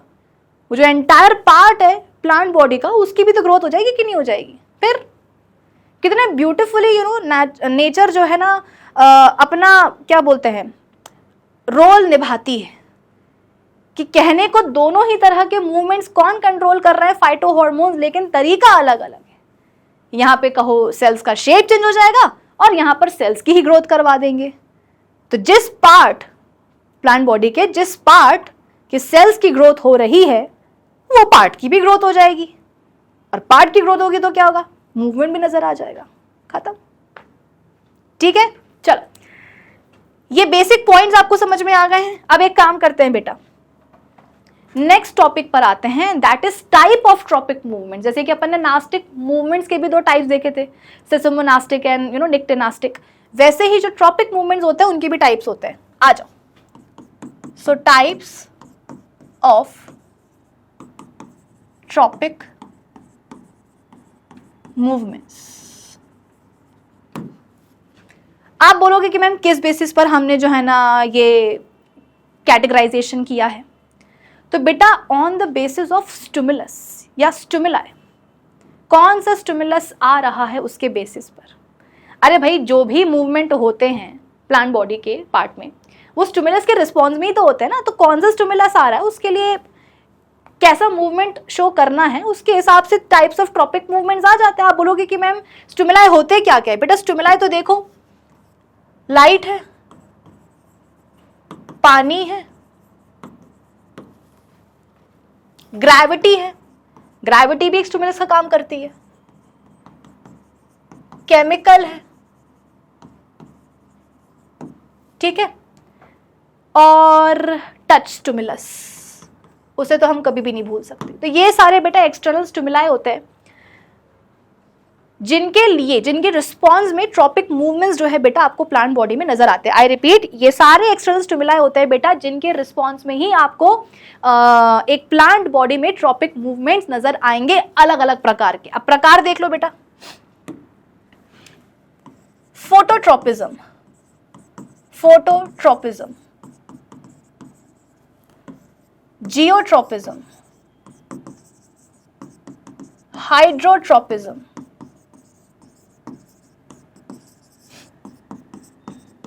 chemotropism and thigmotropism। ये टाइप्स ऑफ ट्रॉपिक मूवमेंट्स हैं। टाइप्स ऑफ ट्रॉपिक मूवमेंट्स किसके बेसिस पर कि भाई स्टिमुलस कौन सा आ रहा है। यदि हम बात करेंगे फोटोट्रोपिज्म की बेटा, तो इस तरह के ट्रॉपिक मूवमेंट्स कब होंगे, क्यों होंगे, किसके रिस्पॉन्स में होंगे? लाइट स्टिमुलस के रिस्पॉन्स में। देखो ना ये फोटो वर्ड आया ही कहां से है? लाइट से आया है ना। फोटो मतलब क्या होता है? लाइट। तो जब लाइट स्टिमुलस हो, जब लाइट स्टिमुलस हो तो उसके रिस्पॉन्स में, जब लाइट स्टिमुलस हो बेटा तो उसके रिस्पॉन्स में जो आपको प्लांट बॉडी में ट्रॉपिक मूवमेंट्स देखने को मिलेंगे, उन स्पेसिफिक ट्रॉपिक मूवमेंट को अपन क्या बोल देंगे? फोटोट्रोपिज्म। ठीक है, तो यहां पर स्टिमुलस क्या होता है? लाइट। सिमिलरली जियोट्रोपिज्म में स्टिमुलस क्या होता है? Gravity. Gravity is the stimulus. ठीक है, कि जब आप बोलो कि भाई ग्रेविटी स्टिमुलस के रिस्पॉन्स में, ग्रेविटी स्टिमुलस के रिस्पॉन्स में ट्रॉपिक मूवमेंट हो रहा है प्लांट बॉडी में, तो उसको अपन कौन सा स्पेसिफिक टर्म देंगे? जियोट्रोपिज्म। हाइड्रोट्रोपिज्म में हाइड्रो का मतलब क्या होता है, पानी, तो स्टिमुलस क्या होगा, वाटर, तो यहां पर स्टिमुलस होता है वाटर। कीमोट्रोपिज्म में, कीमो वर्ड कहां से आया, केमिकल से, ठीक है, तो यहां पर केमिकल होगा, कोई केमिकल होगा स्टिमुलस। लास्ट बचा क्या, थिग्मोट्रोपिज्म, तो कल अपन ने थिग्मोनास्टी पढ़ी थी, ठीक है, तो थिग्मो वर्ड कहां से आता है, टच से आता है, तो यहां पर स्टिमुलस क्या हो जाएगा, टच, टच स्टिमुलस। जरा स्पेलिंग देख लो क्या लिखी है मैंने, टच स्टिमुलस, ठीक है। तो ये टाइप्स ऑफ ट्रॉपिक मूवमेंट्स है, और हर एक टाइप में स्टिमुलस क्या होता है या किस स्टिमुलस के रिस्पॉन्स में वो टाइप ऑफ ट्रॉपिक मूवमेंट आता है, वो भी यहाँ पर मैंने लिख दिया है, ठीक है। अब एक एक करके आ जाओ, अपन सारे टाइप्स को पढ़ लेते हैं। आप बोलोगे कि मैम सारे टाइप्स को पढ़ना है, ऑफ कोर्स बिल्कुल पढ़ना है, चलो आ जाओ। हम शुरुआत करते हैं बेटा फोटोट्रॉपिज्म से। फोटोट्रॉपिज्म, फोटोट्रॉपिज्म स्टिमुलस क्या है, लाइट, पहले ही बता दिया था, ठीक है, गंदा लिखा है, ठीक से लिखती हूं। एक और चीज मैं आपको पहले ही बता चुकी हूं, क्या, कि ये अगेन बेटा ट्रॉपिक मूवमेंट्स जो होते हैं वो दो तरह के हो जाते हैं, पॉजिटिव एंड नेगेटिव। यानी कि यहां पर अब आप जो भी टाइप ऑफ ट्रॉपिक मूवमेंट पढ़ोगे बेटा, फर्दर यहां पर आपको उसकी दो और कैटेगरी मिलेगी। जैसे कि यहां पर आप पढ़ रहे हो क्या अभी, फोटोट्रॉपिज्म, या आप उसको फोटोट्रॉपिक मूवमेंट्स भी लिख सकते हो, फोटोट्रॉपिक मूवमेंट्स भी लिख सकते हो। तो यहां पर बेटा इनकी दो और कैटेगरीज बन जाएंगी, positive phototropic movement, negative phototropic movement, या positive phototropism and negative phototropism, आप ऐसा भी बोल सकते हो, ठीक है। लिख दो यहां पे मैं, positive phototropism and negative phototropism.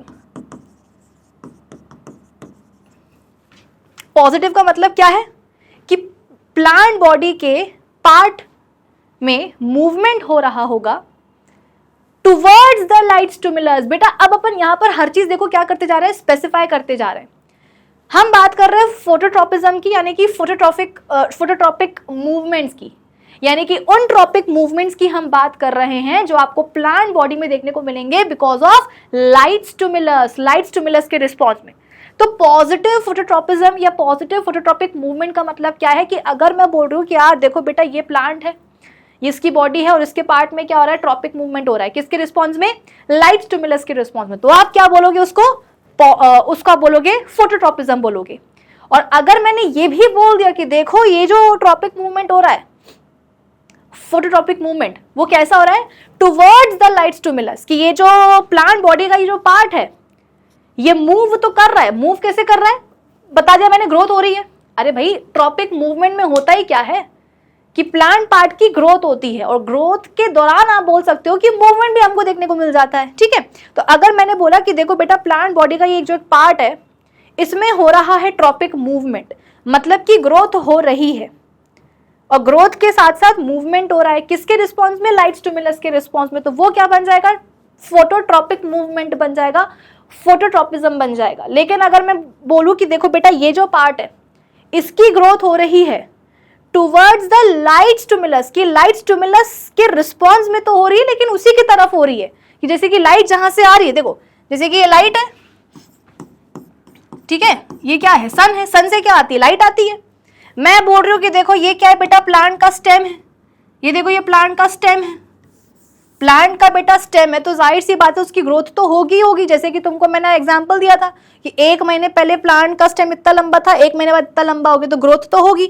लेकिन अगर मैं बोलूं कि देखो बेटा क्या हो रहा है, स्टेम की ग्रोथ हो रही है towards the light stimulus, light stimulus के रिस्पॉन्स में ही बेटा स्टेम की ग्रोथ हुई, लाइट स्टिमुलस के रिस्पॉन्स में ही स्टेम की ग्रोथ हुई। पहले स्टेम इतना लंबा था, लाइट आई तो कुछ दिनों बाद, कुछ महीनों बाद देखो स्टेम इतना लंबा हो गया। पहले जो स्टेम है ना बेटा, देखो पहले प्लांट का स्टेम इतना लंबा था, लाइट आती रही, लाइट स्टिमुलस आता रहा, तो कुछ टाइम बाद स्टेम देखो इतना लंबा हो गया, मतलब कि ग्रोथ हुई। या आप बोल सकते हो कि हाँ भाई यहाँ पर क्या हुई है, ग्रोथ हुई है। और ग्रोथ के साथ साथ मूवमेंट नजर आया कि नहीं आया, कि पहले स्टेम यहाँ था, अब देखो यहाँ आ गया, स्टेम की टिप देखो पहले यहाँ थी अब यहाँ आ गई, मतलब मूवमेंट हुआ। मूवमेंट हुआ तो आपने इसको क्या बोल दिया, ग्रोथ प्लस मूवमेंट, मतलब ये ट्रॉपिक मूवमेंट है। कौन सा, फोटोट्रॉपिक। क्यों, क्योंकि स्टिमुलस क्या है, लाइट है। स्टिमुलस क्या है, लाइट है। अब ये भी बताओ कि पॉजिटिव है या नेगेटिव है, तो पॉजिटिव। क्यों, क्योंकि ग्रोथ या ये मूवमेंट कहां हो रहा है, टुवर्ड्स द लाइट स्टिमुलस, कि लाइट यहां पर है और ग्रोथ भी कहां हो रही है, उसी के डायरेक्शन में। मूवमेंट भी कहां हो रहा है, स्टिमुलस के ही डायरेक्शन में। तो इसको आप क्या नाम दोगे, पॉजिटिव फोटोट्रॉपिज्म। ठीक है। अब यहां देखो नेगेटिव फोटोट्रॉपिज्म में क्या हुआ, सनलाइट आ रही है यहां से, मतलब लाइट स्टिमुलस आ रही है, लाइट स्टिमुलस आ रहा है यहां से, इस डायरेक्शन से। ठीक है। ये है प्लांट का स्टेम और ये है उसकी रूट्स। ये स्टेम है और ये उसकी रूट्स हो गई। ठीक है। 1 महीने तक बेटा ये सनलाइट आती रही, तो स्टेम का तो तुमको पता है क्या होने वाला है, towards the light stimulus, towards the light stimulus वैसे ग्रो कर जाएगा। बट व्हाट अबाउट रूट्स, तो बेटा रूट्स बोलेंगी मुझे माफ करो, है मुझे माफ करो, मुझे कतई रोशनी पसंद नहीं है। अगर मुझे रोशनी पसंद होती, बेटा ये प्लांट की जो रूट्स है ना, वो बोलेंगी अगर मुझे रोशनी पसंद होती तो फिर मैं मिट्टी के अंदर ही क्यों ग्रो करती, मैं मिट्टी के बाहर ना निकल के आ जाती। दिमाग लगाने वाली बात है ना। कभी तुमने सोचा है कि यार जड़ें नीचे ही क्यों होती हैं, मिट्टी के ऊपर क्यों नहीं होती हैं? क्योंकि जड़ों को, रूट्स को सनलाइट नहीं पसंद है। पसंद होती तो वो लोग ऊपर ना आ जाती, जैसे कि बाकी जो एरियल पार्ट्स है प्लांट बॉडी के, स्टेम, लीव्स, फ्लावर, फ्रूट्स वगैरह वगैरह, उन सब के ही जैसे रूट्स भी तो ऊपर आ सकती थी ना, वो नहीं आई। क्यों, क्योंकि उनको सनलाइट पसंद नहीं है, बिल्कुल पसंद नहीं है, तो वो नीचे ही रहेंगी।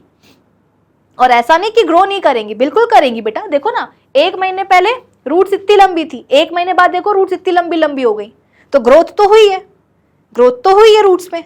और ग्रोथ के दौरान मूवमेंट भी हो गया, तो ग्रोथ प्लस मूवमेंट, मतलब यहां पर क्या हुआ है, रूट्स में ट्रॉपिक मूवमेंट हुआ है। किसके रिस्पॉन्स में, लाइट स्टिमुलस के रिस्पॉन्स में। तो आप इसको क्या बोल सकते हो, फोटोट्रॉपिज्म बोल सकते हो या फोटोट्रॉपिक मूवमेंट बोल सकते हो। अब बताओ पॉजिटिव या नेगेटिव, तो नेगेटिव। क्यों, क्योंकि लाइट स्टिमुलस आ रही है या आ रहा है इस डायरेक्शन से, है ना। लाइट कहां से आ रही है बेटा, लाइट आ रही है इस डायरेक्शन से।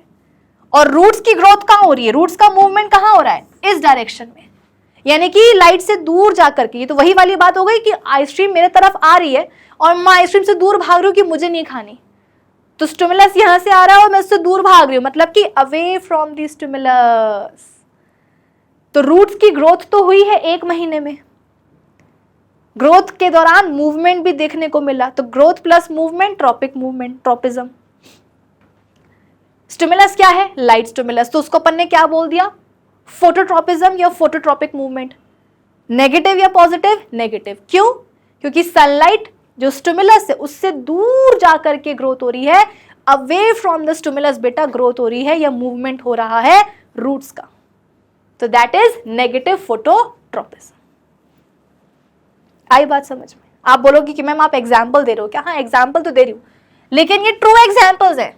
ये मत समझना कि मैम आपने कोई भी अपने मन से एग्जाम्पल दे दिया, अरे नहीं बेटा, ये सच है।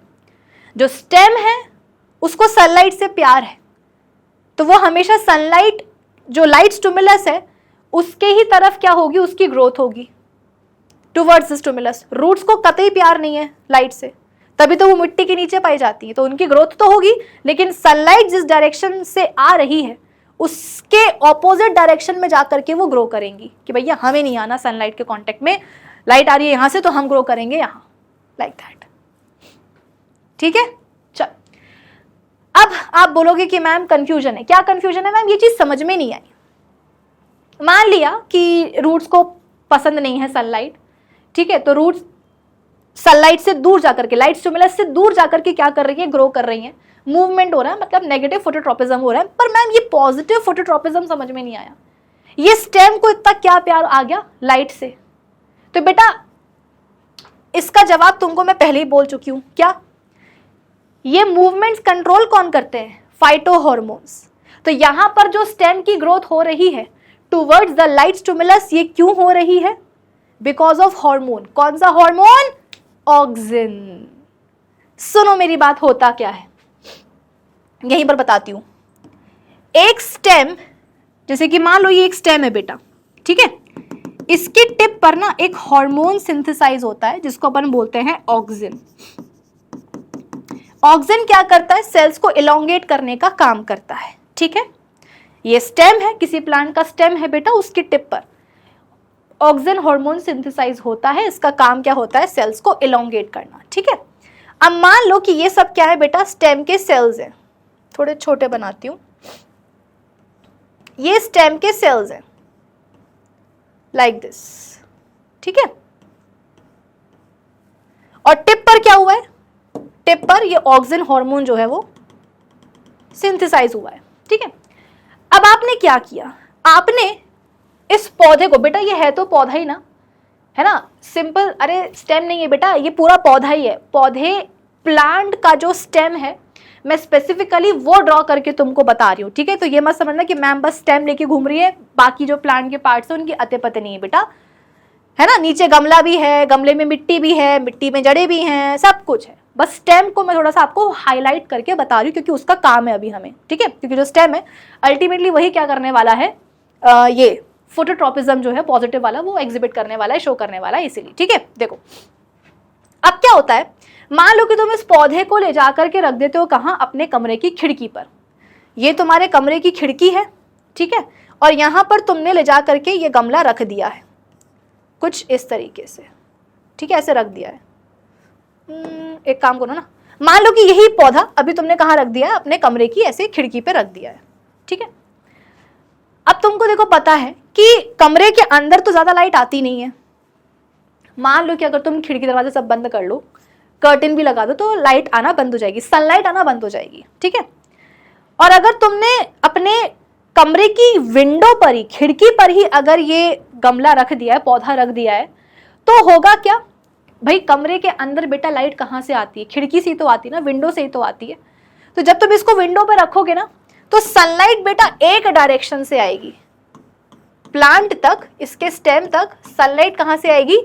एक डायरेक्शन से आएगी। मतलब अगर तुम पौधे को ऐसी खुली हवा में, मतलब अपने रूम के बाहर, जो रूम की भी क्या बाहर बेटा, घर के बाहर जो तुम्हारा बगीचा है, अगर तुम वहां पर पौधे को रखते हो तो उस जगह तो पौधे के ऊपर सनलाइट हर डायरेक्शन से आएगी। यहां से भी आएगी सनलाइट, यहां से भी आएगी। जैसे कि मान लो मैं पौधा हूं, मैं कहूं मैं बगीचे में रखा हुआ हूं, तो मेरे ऊपर सनलाइट बेटा यहां से भी गिरेगी, यहां से भी, यहां से भी, यहां से भी, हर जगह से।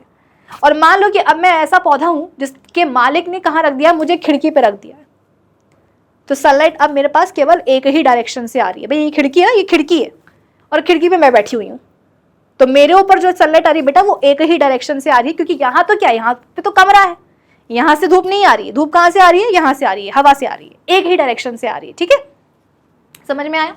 तो अब इस पौधे को हमने कहाँ रख दिया है? कमरे की खिड़की पे रख दिया है। और अब इस पौधे का जो स्टेम है उसके ऊपर सनलाइट कहाँ से आ रही है? एक ही डायरेक्शन से आ रही है, ठीक है।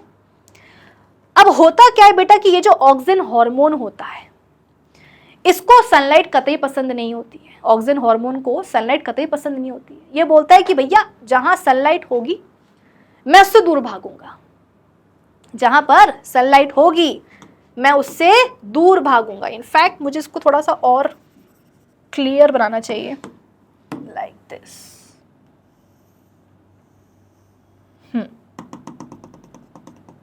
ये हो गया तुम्हारा ऑक्सिन और ये हो गए सेल्स, ठीक है। सनलाइट आ रही है एक डायरेक्शन से, इस डायरेक्शन से। तो अब ये जो ऑक्सिन होता है इसको सनलाइट कतई पसंद नहीं होती। ये बोलता है कि भाई जहां से सनलाइट आ रही है ना मैं तो उससे दूर भागूंगा। होता ये है कि ऑक्सिन यहाँ पर टिप पर बन तो गया है, लेकिन बेटा तुमको क्या लगता है कि जिंदगी भर यहाँ पर ये जो बना है ऑक्सिन ये यहीं रहेगा क्या? नहीं, ये नीचे उतरता है, ठीक है, ये नीचे उतरता है। नीचे कहाँ उतरता है बेटा? तो ये टिप पर बना है, स्टेम की या शूट की टिप पर बना है, ये फ्लोएम में बैठ करके नीचे उतरता है। और स्टेम के जो सेल्स हैं, भाई ये क्या है? व्हाइट व्हाइट, ये स्टेम के सेल्स हैं। नीचे उतर करके ये स्टेम के जो सेल्स है बेटा उनको जाकर के इन्फ्लुएंस करता है। मतलब कि जो स्टेम के सेल्स है वो क्या करते हैं, ऑक्सिन हार्मोन को अंदर ले लेते हैं, और जैसे ही ऑक्सिन हार्मोन सेल्स के अंदर जाता है बेटा, सेल्स लंबे हो जाते हैं, इलोंगेट हो जाते हैं। मैंने आपको पहले ही कहा था कि ऑक्सिन हार्मोन क्या करता है, ऑक्सिन हार्मोन सेल्स का इलोंगेशन करवाता है। सेल्स के अंदर ऑक्सिन जाएगा तो सेल्स लंबे हो जाएंगे, इलोंगेट हो जाएंगे, ठीक है। तो नॉर्मली क्या होता है, नॉर्मली ऐसे ही होता है कि ऑक्सिन टिप पर बनता है, नीचे उतरता है, आसपास जो स्टेम के सेल्स है उसके अंदर जाता है, स्टेम के सेल्स ऑक्सिन ले लेते हैं, लंबे हो जाते हैं। और अगर बेटा दिमाग लगाओ, अगर ये जो स्टेम है इसी के सेल्स यदि लंबे हो गए तो स्टेम भी तो लंबा हो जाएगा ना। तो कुछ इस तरीके से स्टेम की ग्रोथ हो जाती है, ठीक है। लेकिन अब एक प्रॉब्लम है, क्या प्रॉब्लम है, अब आपने गमले को या प्लांट को रखा हुआ है कमरे की खिड़की पर, जहां से स्टेम के ऊपर लाइट आ रही है केवल एक ही डायरेक्शन से। देखो ना, यहां पर तो कमरा है, इस साइड में स्टेम का अगर तुम ये वाला साइड देखोगे ना बेटा, डार्कर रीजन है ये वाला अगर तुम देखोगे साइड स्टेम का, तो यहां पर तो बेटा अंधेरा है, सनलाइट नहीं आ रही है। सनलाइट कहां से आ रही है, यहां से आ रही है, ठीक है। तो अब ये जो ऑक्सिन है ये इस बात का फायदा उठाएगा, ये बोलेगा कि यार सनलाइट जो है वो इस साइड से आ रही है, मतलब स्टेम का जो ये वाला साइड है, ये वाला, यहां पर सनलाइट आ रही है, और ये वाला जो साइड है ये डार्कर साइड है, यहां पर सनलाइट नहीं आ रही है, और मुझे तो वैसे भी सनलाइट पसंद नहीं है। तो ऑक्सिन क्या करेगा, ऑक्सिन इतना शाना है, वो बोलेगा कि यार मैं बन तो गया हूं, मैं नीचे भी आऊंगा, लेकिन जो स्टेम का डार्कर साइड है जहां पर सनलाइट नहीं आ रही है वहां मैं ज्यादा जाऊंगा। भाई अगर तुम्हें सपोज तुम्हारे घर में किसी रिश्तेदार का कोई फंक्शन है, शादी वादी है, और अगर तुम्हें नहीं जाना तो तुम क्या करते हो, तुम अपने आप को इतना बिजी दिखाते हो कि अरे मैं तो जा रहा हूं अपने घर में, कहां, अपने कमरे में, कमरे में कहां, अपने बेड पर, बेड पे कहां, अपनी रजाई में, और रजाई में घुस के क्या करूंगा, मैं पढ़ाई करूंगा। क्यों, ताकि मम्मी पापा मुझे शादी में ना लेकर के जाए। होता है कि नहीं होता। तो ऑक्सिन में बेटा ऐसे मुंह छुपाता हुआ ऐसे घूम रहा है कि भैया मेरे को सनलाइट पसंद नहीं है, स्टेम का जो ये वाला साइड है यहाँ पर लाइट आ रही है, लेकिन ये वाले साइड पर लाइट नहीं आ रही, तो मैं कहां जाऊंगा, जहां पर लाइट नहीं आ रही है। तो ऑक्सिन बेटा नीचे तो उतरेगा, ऑक्सिन नीचे उतरेगा, और नीचे उतर करके ज्यादा कहां जाएगा, ऑक्सिन नीचे उतर के जाएगा डार्कर साइड में। स्टेम का जो डार्कर साइड है ना बेटा, ऐसा नहीं कि यहां नहीं जाएगा, वहां भी जाएगा लेकिन कम जाएगा, ठीक है। तो थोड़ा बहुत ऑक्सिन आ जाएगा ये वाले साइड में भी, लेकिन ज्यादा ऑक्सिन कहां आएगा, डार्कर जो शेडी साइड है, शेडी बोलना चाहिए है ना, डार्क मतलब अंधेरा नहीं है, शेडी मतलब कि थोड़ी सी छांव है वहां पर इस साइड में, ठीक है। तो जो शेडी साइड है स्टेम का, ऑक्सिन वहां ज्यादा जाएगा, और जहां पर लाइट आ रही है वहां पर कम जाएगा। तो उस चक्कर में क्या होगा, शेडी साइड में यहां पर जो सेल्स है बेटा, यहां पर दिख रहा है भाई, ये क्या है, ये शेडी साइड है। तो शेडी साइड में आपको ये जो प्लांट की जो सेल्स दिख रहे हैं ये वाले, इनको ऑक्सिन ज्यादा मिलेगा, और इनको जितना बेटा ऑक्सिन ज्यादा मिलेगा इनकी ग्रोथ और ना हो जाएगी, ये और लंबे नहीं हो जाएंगे। भाई ये हार्मोन तो करता ही क्या है, सेल्स को इलोंगेट करता है। जिन सेल्स को ज्यादा ऑक्सिन मिलेगा वो ज्यादा लंबे हो जाएंगे, जिनको कम मिलेगा वो कम लंबे होंगे। तो ये नीचे उतरा और शेडी साइड में ज्यादा आ गया, लाइट वाले साइड में कम गया। तो शेडी साइड में बेटा जो स्टेम के सेल्स थे उनको ऑक्सिन ज्यादा मिला, लाइट वाले जो साइड में स्टेम के सेल्स थे उनको ऑक्सिन कम मिला। तो यहाँ के जो सेल्स है बेटा वो ज्यादा लंबे हो जाएंगे, और यहाँ वाले सेल्स कम लंबे होंगे। तो अब देखना क्या होगा, अब देखना क्या होगा, इसको हटाऊं मैं, ये देखो ये अपना पौधा था, ठीक है।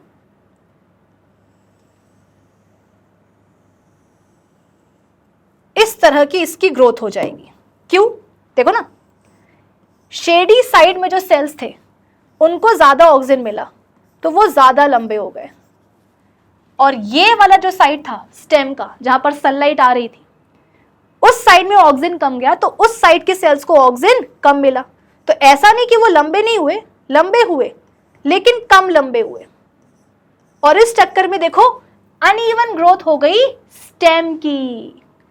देखो ना, स्टेम के दो साइड है बेटा, यहां पर सनलाइट आ रही है, यहां पर नहीं आ रही है, यहां पर सेल्स है, यहां पर भी सेल्स है। ऊपर क्या हुआ है, ऑक्सिन बना है जिसको सनलाइट के पास नहीं जाना है, उससे वो मुंह छुपाता हुआ घूम रहा है। तो ज्यादा ऑक्सिन कहां आ जाएगा, ये वाले साइड में, शेडी साइड में, जहां पर धूप नहीं आ रही है, यहां पर भी जाएगा लेकिन कम जाएगा। तो यहां के जो सेल्स होंगे बेटा उनको ऑक्सीजन ज्यादा मिलेगा, यहां पर जो सेल्स होंगे उनको ऑक्सीजन कम मिलेगा। तो यहां शेडी साइड जो है स्टेम का, यहां पर जो सेल्स होंगे वो ज्यादा लंबे हो जाएंगे, और यहां पर जो सेल्स होंगे लंबे तो होंगे लेकिन वो कम लंबे होंगे। तो देखो ना, एक अनइवन ग्रोथ हो गई कि नहीं हो गई प्लांट के स्टेम की। दो साइड है स्टेम के, ये वाला साइड ज्यादा लंबा हो गया, स्टेम के दो साइड है, ये देखो, ये वाला साइड ज्यादा लंबा हो गया, लंबा ये भी हुआ लेकिन कम हुआ। तो देखो ये अनइवन ग्रोथ हुई कि नहीं हुई? क्यों हुई? Because of oxygen hormone. किसके रिस्पॉन्स में? लाइट स्टिमुलस के रिस्पॉन्स में। तो इसीलिए आपको यहां पर प्लांट के बेटा स्टेम में बेंडिंग नजर आ जाती है टुवर्ड्स द लाइट स्टिमुलस। ये एक बहुत ही कॉमन क्वेश्चन है बेटा जो बोर्ड एग्जाम में आता है कि अगर तो हम पौधे को खिड़की पे रख दे कमरे की, तो उसका जो स्टेम होगा वो कुछ दिनों बाद हमें बेंड नजर आएगा, ऐसे मुड़ा हुआ नजर आएगा। कहां? Towards the light stimulus.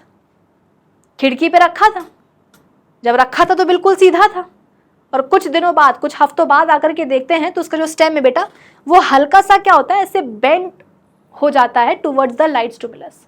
ऐसा लगता है कि जैसे कि स्टेम जो है प्लांट का वो सनलाइट के पास जाना चाह रहा हो कि अरे भैया मेरे को कहां से कहां जो है ना यहाँ रख दिया कमरे में, धूप नाम की चीज नहीं है, खिड़की से जो है धूप आ रही तो मैं कहां जाऊंगा, बाहर ही निकल जाऊंगा। ऐसा, ये देखो, ऐसी बेंडिंग जो है बेटा आपको स्टेम में नजर आ जाती है बिकॉज ऑफ लाइट स्टिमुलस। इसे हम बोलते हैं पॉजिटिव फोटोट्रोपिज्म, कि बेंडिंग हो रही है प्लांट के स्टेम की, ग्रोथ हो रही है कि पहले इतना लंबा था, एक महीने बाद इतना लंबा हो गया, मूवमेंट नजर आया, तो ट्रॉपिक मूवमेंट तो है बिकॉज ऑफ लाइट स्टिमुलस, तो फोटोट्रोपिज्म है। लेकिन मूवमेंट भी कहां हो रहा है, बेंडिंग भी कहां हो रही है, टुवर्ड्स द लाइट स्टिमुलस, तो पॉजिटिव फोटोट्रोपिज्म। कैसे हुआ? ऑक्सीजन हार्मोन के कारण। ठीक है, ये देखो कि सनलाइट आ रही है। अच्छा, ये वो वाला केस है बेटा, ये वो वाला केस है जब पौधे को आपने खुली हवा में रखा होता है। तो जब खुली हवा में रखते हो, है ना, आप बोलोगे कि मैम ऐसे तो दुनिया भर के जितने भी पेड़ पौधे हैं सबको ऐसे तिरछा होना चाहिए, टिल्टेड होना चाहिए, लेकिन ऐसा तो नहीं होता। घर के बगीचे में जो पौधे रखे हुए हैं उनका जो स्टेम है वो तो एकदम सीधे सीधे ऊपर बढ़ता है, वो तो ऐसा बेंट नहीं होता। ये कमरे की खिड़की पे रखा हुआ जो पौधा है उसी का स्टेम ऐसा बेंट क्यों है? क्योंकि बेटा फर्क है ना, मैंने क्या बोला कि जो पौधा खुली हवा में रखा होता है बेटा उसके ऊपर सनलाइट हर डायरेक्शन से आती है, हर डायरेक्शन से आती है, यहां से भी, यहां से भी, यहां से भी, यहां से भी, यहां से भी। तो टिप पर जो ऑक्सीजन बनता है ना वो बोलता है कि यार मैं जिस पौधे की टिप पर बना हुआ हूं, मैं जिस पौधे के स्टेम की टिप पर बना हुआ हूं, उस पौधे को तो जो है खुली हवा में रखा गया है, मतलब कि चारों ही तरफ से सनलाइट आ रही है, तो बचने का स्कोप है नहीं। इसीलिए जब ऑक्सीजन नीचे उतरता है तो स्टेम के दोनों ही साइड्स में बेटा वो इक्वल अमाउंट में आता है, कि जितना ऑक्सीजन का अमाउंट इस साइड में आया उतना ही ऑक्सीजन का अमाउंट इस साइड भी आया। तो स्टेम के दोनों ही साइड के जो सेल्स होते हैं, यहाँ पर जो स्टेम के जो दोनों साइड के जो सेल्स है ना उनको बराबर बराबर बेटा ऑक्सीजन मिलेगा। तो दोनों ही साइड के जो सेल्स हैं उनकी बराबरी में क्या होगी बेटा, लंबाई बढ़ेगी, बराबरी में इलोंगेशन होगा। तो इसीलिए जो स्टेम है वो बिल्कुल ऐसे सीधा सीधा ग्रो कर जाता है। खुली हवा में रखने वाले जो पौधे होते हैं उनका स्टेम एकदम सीधा सीधा ग्रो करता है। क्यों? रीजन मैंने आपको बता दिया कि चारों ही तरफ से सनलाइट आ रही है, ऑक्सीजन जो आएगा वो दोनों ही साइड में इवनली डिस्ट्रीब्यूट हो जाएगा। तो सेल्स, स्टेम के दोनों ही साइड के जो सेल्स हैं उनको बराबर बराबर ऑक्सीजन मिलेगा, ठीक है, इक्वल अमाउंट में मिलेगा ऑक्सीजन, और फिर उस चक्कर में दोनों ही साइड के जो सेल्स हैं वो बराबर बराबर तरीके से लंबे होंगे। तो स्टेम इवनली क्या करेगा बेटा, ऐसे सीधा सीधा ग्रो कर जाएगा। लेकिन अगर खिड़की पर रख दिया, यानी कि एक ही तरफ से क्या हो रहा है, देखो अब सनलाइट आ रही है, तो क्या होगा, ऑक्सीजन बोलेगा कि बॉस ये शेडी साइड है, ये लाइट वाला साइड है, तो मैं तो शेडी साइड में ज़्यादा जाऊंगा, तो यहाँ के सेल्स को ऑक्सीजन ज़्यादा मिलेगा, यहाँ के सेल्स को कम मिलेगा। तो ये वाले साइड के जो सेल्स है वो छोटे रहेंगे, ये ज़्यादा लंबे हो जाएंगे, और इस चक्कर में देखो क्या होगा, ये बेंडिंग हो जाएगी प्लांट के स्टेम की, शूट की, क्योंकि ये वाला साइड ज़्यादा लंबा हो गया, ये कम लंबा रह गया। तो देखो ऐसी बेंडिंग हो जाएगी towards the light stimulus, cells का इलोंगेशन होता है। ठीक है बेटा, ये फोटोट्रॉपिज्म की ही पिक्चर है। यहाँ पर आपको दिखाया जा रहा है कि किस तरीके से जो स्टेम है वो towards the light stimulus bend कर रहा है, और जो रूट्स है वो देखो वो दूर जा रही है लाइट स्टिमुलस से कि हमसे मत बोलो, हमें नहीं ग्रो करना लाइट स्टिमुलस की तरफ। ठीक है, चल ओके, तो ये हो गया बेटा क्या, फोटोट्रॉपिज्म। अब अपन बात करते हैं जियोट्रॉपिज्म की। अब अपन बात करते हैं जियोट्रॉपिज्म। स्टिमुलस क्या होगा पहले ही बता चुके हैं, ग्रेविटी। यहां पर स्टिमुलस होगा ग्रेविटी। इसके भी दो टाइप्स होंगे, positive geotropism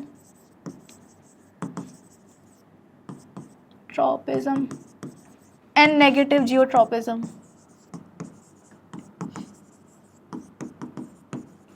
positive and negative geotropism. ठीक है, पॉजिटिव जियोट्रॉपिज्म का मतलब क्या है कि प्लांट बॉडी का कोई पार्ट होगा जिसकी ग्रोथ होगी, बेंडिंग होगी, मूवमेंट होगा towards the gravity stimulus.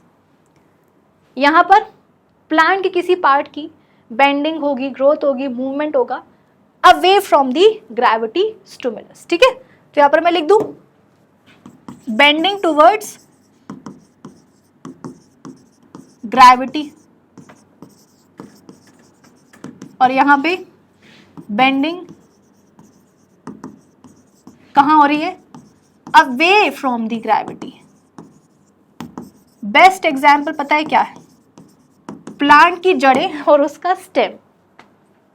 Plant की बेटा जो रूट्स होती हैं, कभी तुमने सोचा कि चलो ठीक है ये प्लांट हो गया, स्टेम हो गया, ये इसकी रूट्स हो गई। ठीक है, कभी तुमने सोचा कि यार ये जो रूट्स है ये उचक करके बाहर क्यों नहीं आ जाती हैं ऐसे, भाई रूट्स भी तो ग्रो करती है ना, तो इसे बाहर क्यों नहीं आ जाती है, क्या मजे आ रही है नीचे। तो आप बोलोगे कि मैम आप ही ने कहा था लाइट पसंद नहीं है। हाँ ठीक है, लाइट पसंद नहीं है, माना मैंने लाइट पसंद नहीं है, तो ठीक है ना, मिट्टी के ऊपर ना आए भाई, लाइट पसंद नहीं है तो मिट्टी के ऊपर ना आए, मिट्टी के ही नीचे रह करके ऊपर ऊपर भी तो ऐसे ग्रो कर सकती है ना, नीचे क्यों जाती है। जैसे कि ऐसा बोलते हैं ना कि अगर पेड़ पौधा अगर छोटा हो तो उसको उखाड़ने में आसानी होती है, क्यों, क्योंकि जो उसकी रूट्स है वो उतनी डीप नहीं गई होती है। अगर तुमसे मैं बोलूं कि जा बेटा एक मैंगो ट्री उखाड़ के लेके आओ, तो तुम उखाड़ पाओगे नहीं, क्यों, पेड़ है ना, उसकी जो रूट्स है वो मिट्टी में बहुत गहरी जा चुकी हैं, बहुत डीप जा चुकी हैं। तो सवाल मेरा यही है कि इतने जो रूट्स होती है वो इतने डीप जाती क्यों है। अगर सनलाइट पसंद नहीं है, ठीक है, मिट्टी के ऊपर मत आओ, लेकिन मिट्टी के ही नीचे रह करके सरफेस के अलोंग तो ग्रो कर सकती ना, ऐसे ऐसे ऐसे फैल सकती है मिट्टी के नीचे। नीचे क्यों आती है, डीप क्यों हो जाती है, क्योंकि बेटा नीचे की तरफ क्या लगती है, ग्रेविटी। भाई ग्रेविटी का डायरेक्शन क्या होता है, अपन पढ़ चुके हैं ना 9th में, ग्रेविटी का डायरेक्शन होता है नीचे की तरफ। तो रूट्स कहां जाएंगी, उनकी ग्रोथ कहां होगी, नीचे की ही तरफ। ग्रेविटी कहां लगती है, नीचे की तरफ। तो पेड़ पौधों की जो जड़ें होती है बेटा, जो रूट्स होती है, उनकी जो ग्रोथ होती है, ग्रोथ के दौरान जो मूवमेंट आपको नजर आता है वो कहां होता है, ग्रेविटी की तरफ, towards the gravity stimulus.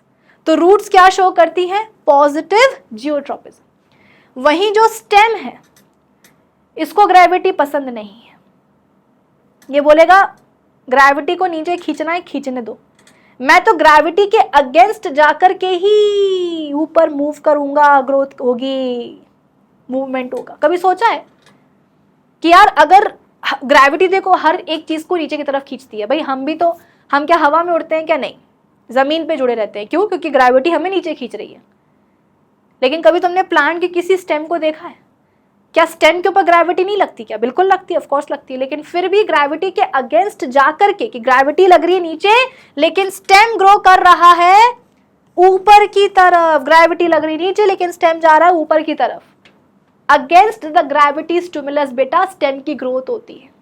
Growth के दौरान मूवमेंट आपको दिखता है, मतलब कि ट्रॉपिक मूवमेंट तो हो रहा है, किसके स्टिमुलस के रिस्पॉन्स में, ग्रेविटी स्टिमुलस के रिस्पॉन्स में, वो भी कैसा, away from the gravity stimulus जाकर के, यानी कि नेगेटिव जियोट्रॉपिज्म।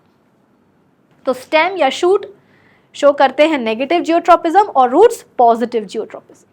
ठीक है, फिर उसके बाद में नेक्स्ट टाइप आता है बेटा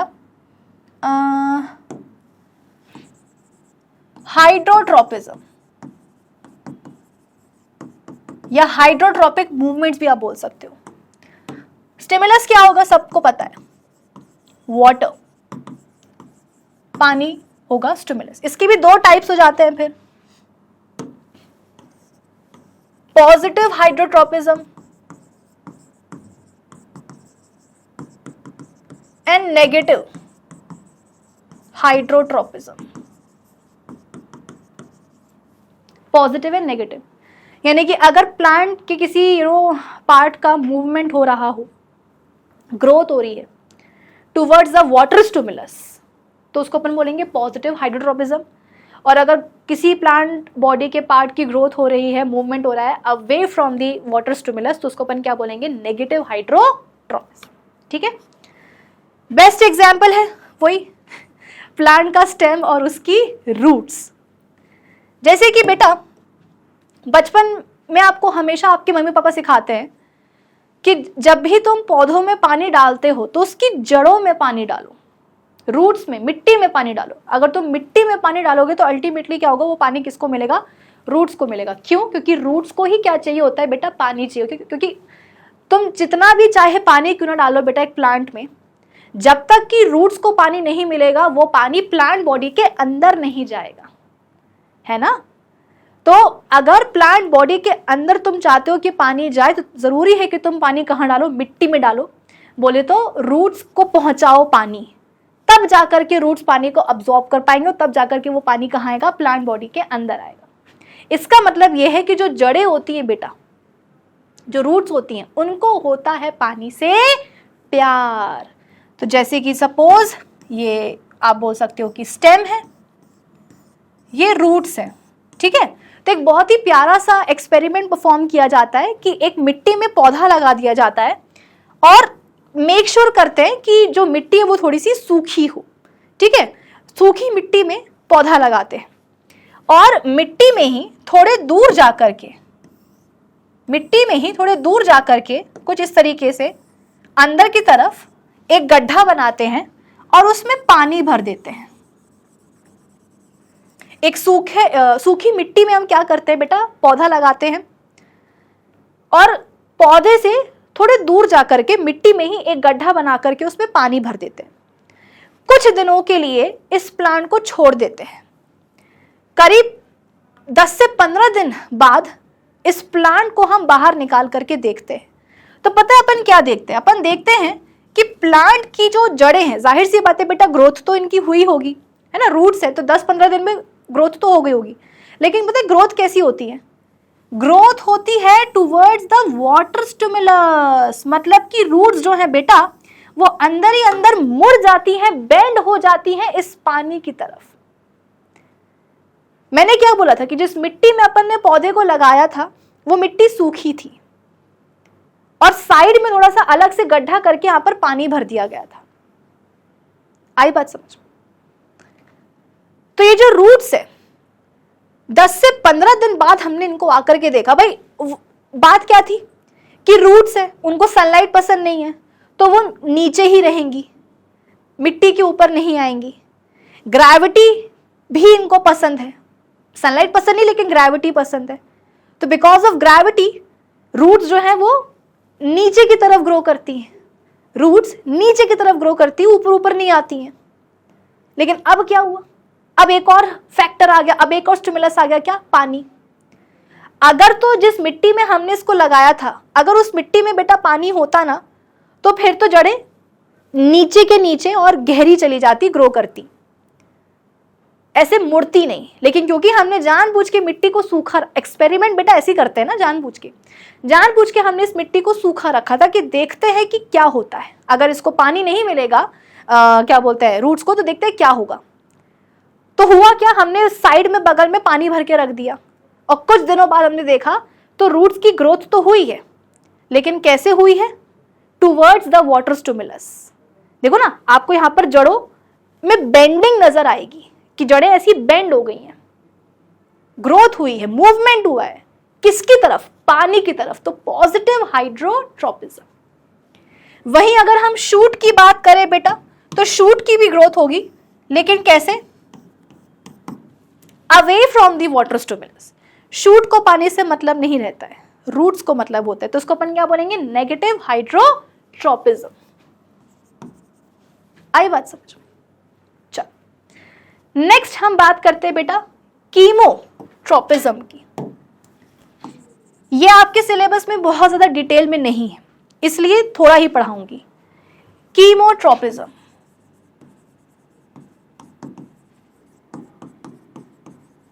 स्टिमुलस क्या होता है?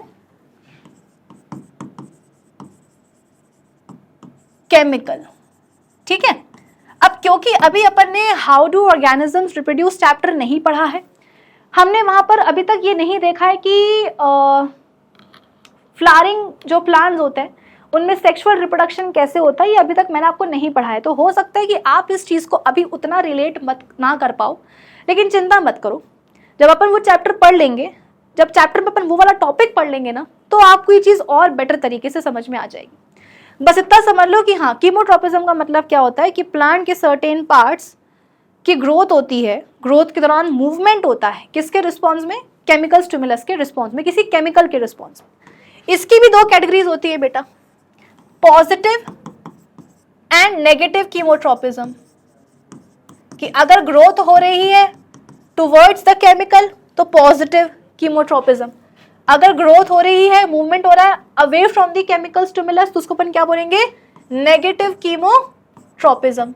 और जैसा कि मैंने आपको बताया कि आपके सिलेबस में ज्यादा नहीं है, थोड़ा सा ही है, इसलिए थोड़ा ही पढ़ाऊंगी। नेगेटिव कीमोट्रोपिज्म नहीं पढ़ाऊंगी, पॉजिटिव पढ़ा देती हूँ। कैसे? देखो, फ्लावर के बारे में एटलीस्ट आपको ये तो पता ही होगा ना कि पोलन ग्रेन्स होते हैं, है ना, कार्पल होता है, पिस्टल होता है। जैसे कि ये देखो, ये स्टिग्मा हो गया, ये स्टाइल हो गई, ये ओवरी हो गई। ठीक है बेटा, ये फ्लावर है, ठीक है, फ्लावर है, फूल है, फूल। इस पूरे स्ट्रक्चर को अपन बोल देते हैं क्या? पिस्टल या कार्पल भी बोल सकते हैं। यूपर वाला स्टिग्मा, ये स्टाइल, ये ओवरी, तीनों को मिला करके जो एक रिप्रोडक्टिव पार्ट बनता है, स्ट्रक्चर बनता है, उसको अपन क्या बोलते हैं? कार्पल बोलते हैं, कार्पल। ठीक है, ओवरी में होता है क्या? ओव्यूल। ओवरी में होता है ओव्यूल, और ओव्यूल के अंदर ही बैठा होता है क्या? Egg cell. This is egg cell. बेटा, सेक्सुअल रिप्रोडक्शन की जब भी हम बात करते हैं तो मेल एंड फीमेल गैमेट्स का फ्यूजन होना जरूरी है। अगर तो मेल एंड फीमेल गैमेट्स का फ्यूजन हुआ ही नहीं तो काहे का सेक्सुअल रिप्रोडक्शन? तो यहां पर सेक्सुअल रिप्रोडक्शन होना जरूरी है। तो इसके लिए जरूरी क्या है कि जो फीमेल गैमेट है ना, एग सेल, इसका फ्यूजन हो मेल गैमीट के साथ। तो इसीलिए होता क्या है कि दूसरे पौधे से या दूसरे फ्लावर से आते हैं पोलन ग्रेन्स। ठीक है, ये आ गए, सपोज ये आ गया एक पोलन ग्रेन। ठीक है, पोलन ग्रेन में होते हैं दो मेल गैमीट्स, ये है एक फीमेल गैमीट। बेटा, ये इंसानों की बात नहीं हो रही है, प्लांट्स की बात हो रही है। प्लांट्स में यदि सेक्सुअल रिप्रोडक्शन नहीं हुआ बेटा, तो जो तुम फल और सब्जी खाते हो ना, वो नहीं खाओगे। क्यों?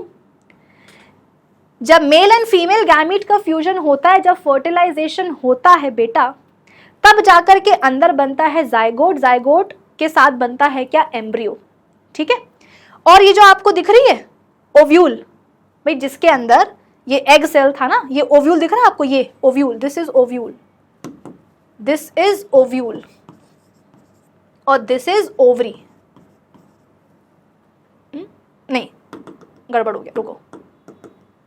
ये एग सेल है, ये है ओव्यूल, और ये रेड वाली है ओवरी। ठीक है, तो होता क्या है, आफ्टर फर्टिलाइजेशन, मतलब एक बार मेल और फीमेल गैमेट्स का फ्यूजन हो गया, जाइगोट बन गया, एम्ब्रियो बन गया, उसके बाद क्या होता है? ये जो आपको ओव्यूल दिख रहा है, ये बनता है सीड, बोले तो बीज, और ये आपको ओवरी दिख रही है, ये बनती है फ्रूट।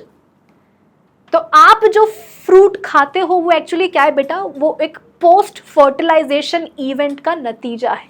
ये फर्टिलाइजेशन के बाद ओवरी ही पक गई क्या? फ्रूट में, जो तुम खाते हो। ठीक है, तो हुआ क्या कि ये ओवरी है, ओव्यूल है, ओव्यूल के अंदर फीमेल गैमीट है, बोले तो एग सेल है। इसका फ्यूजन करवाना है मेल गैमीट के साथ। मेल गैमीट कहां से आएंगे बेटा? तो दूसरे फूल से पोलन ग्रेन जुड़ के आते हैं और ऐसे यहां पर आकर के सपोज ये पोलन ग्रेन बैठ गया है, इसके अंदर क्या है? 2 मेल गैमीट्स हैं, इसके अंदर 2 मेल गैमीट्स हैं, जिसको अल्टीमेटली कहां पहुंचना है? ये एग सेल तक पहुंचना है।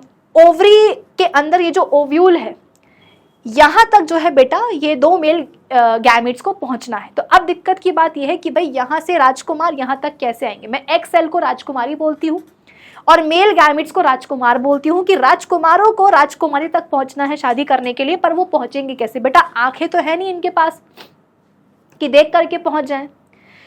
पोलन ग्रेन जो है बेटा यहां से निकलती है एक पोलन ट्यूब। क्या निकलती है? Pollen tube. जैसे कि राजकुमार राजकुमारी तक कैसे पहुंचते हैं?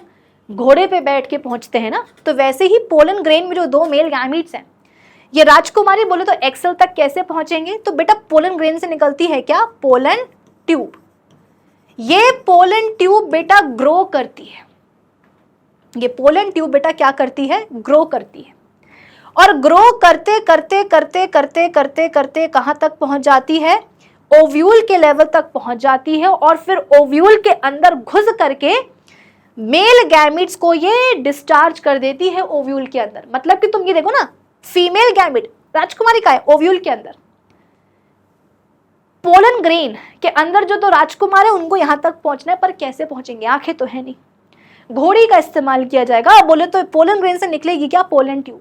और इसी पोलन ट्यूब में आकर के बैठ जाएंगे दोनों मेल गैमीट्स। कौन से कलर से बनाऊं यार? चलो ब्लू से बना देती हूं, ठीक है। तो ये दोनों मेल गैमीट्स बेटा कहां आ गए हैं? अब मेल गैमीट्स आ गए हैं कहां? घोड़ी के ऊपर, बोले तो पोलन ट्यूब। पर अब दिक्कत की बात यह है कि बेटा राजकुमार बैठ तो गए हैं घोड़ी पर, लेकिन घोड़ी को खुद नहीं पता कि उसको जाना कहां है। मतलब पोलन ट्यूब के अंदर आ तो गए हैं मेल गैमीट्स, लेकिन पोलन ट्यूब को खुद नहीं पता है कि उसको जाना कहां है। तो पता है होता क्या है? ये जो ओव्यूल है ना, ये ओव्यूल ही पोलन ट्यूब को गाइड करता है कि ए सुनो इधर आओ इधर। जैसे कि अपन को कहीं जाना होता है तो अपन क्या करते हैं? गूगल मैप चलाते हैं। गूगल मैप वाली जो आंटी होती है वो गाइड करती है कि take left, take right, U turn, ये वो अपन उनकी बात सुनते हैं। ठीक वैसे ये जो घोड़ी है, बोले तो जो पोलन ट्यूब है, उसको खुद नहीं पता कि जाना कहाँ है, राजकुमारी कहाँ मिलेगी। तो ये जो ओव्यूल है बेटा ये पता है गाइड करेगा। कैसे गाइड करेगा? ये निकालेगा एक केमिकल। ये जो ओव्यूल है ये निकालेगा एक केमिकल, दिस इज केमिकल। और इस केमिकल स्टिमुलस के तरफ ही ये पोलन ट्यूब ग्रो करती जाएगी। राजकुमारी को नहीं पता, सॉरी जो घोड़ी है जिसके ऊपर राजकुमार बैठे हैं उसको नहीं पता कि उसको कहां जाना है। उसको एक चीज नजर आ रही है, क्या? कि वहां पर कुछ खाने का पड़ा हुआ है। घोड़ी को क्या दिख रहा है? कि वहां पर कुछ खाने का पड़ा हुआ है। तो वो सूंघेगी, देखेगी कि यार वहां पर कुछ खाने का पड़ा हुआ है तो मैं वहीं जाऊंगी, और उस ही स्टिमुलस के डायरेक्शन की तरफ बेटा घोड़ी चलने लग जाती है। पता चलता है बाद में क्या कि वो जहां पर खाना पड़ा था ना घोड़ी का, वो एक्चुअली राजकुमारी ने ही रखवाया था कि वहां पर खाना रखो, तब जाकर के घोड़ी सूंघते हुए कहां पहुंचेगी? वहां तक आएगी, तब जाकर के राजकुमार राजकुमारी तक पहुंच पाएंगे। तो ये जो ओव्यूल है बेटा यही क्या करता है? केमिकल निकालता है, और उसी केमिकल स्टिमुलस के रिस्पॉन्स में पोलन ट्यूब ग्रो करते करते करते करते करते यहां तक पहुंचती है, और उसके साथ साथ मेल गैमेट्स पहुंचते हैं। अदरवाइज तो बेटा पोलन ट्यूब को कहां जाना उसको क्या पता, उसको सपना थोड़ी ना आ रहा है। केमिकल स्टिमुलस के रिस्पॉन्स में उसकी ग्रोथ होती है, वो भी कैसे? टुवर्ड्स द केमिकल स्टिमुलस, कि जहां पर केमिकल स्टिमुलस है उसके तरफ ही उसकी ग्रोथ होती है, बेंडिंग होती है, मूवमेंट होता है, and that is positive chemotropism. ठीक है, चलिए अब एक आखिरी, थिगोमोट्रोपिज्म। स्टिमुलस क्या है? टच।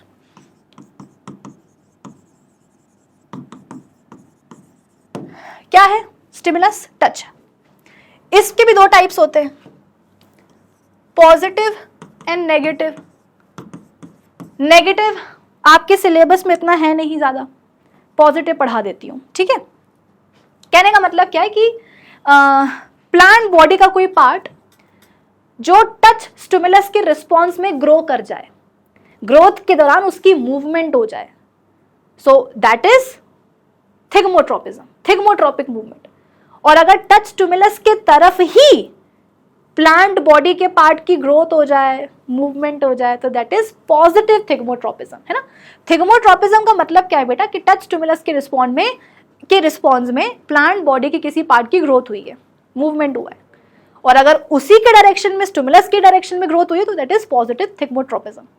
और अगर टच स्टिमुलस से दूर जाकर के किसी प्लांट बॉडी के पार्ट की ग्रोथ हो रही है, मूवमेंट हो रही है, तो दैट इज नेगेटिव थिगमोट्रोपिज्म, ठीक है।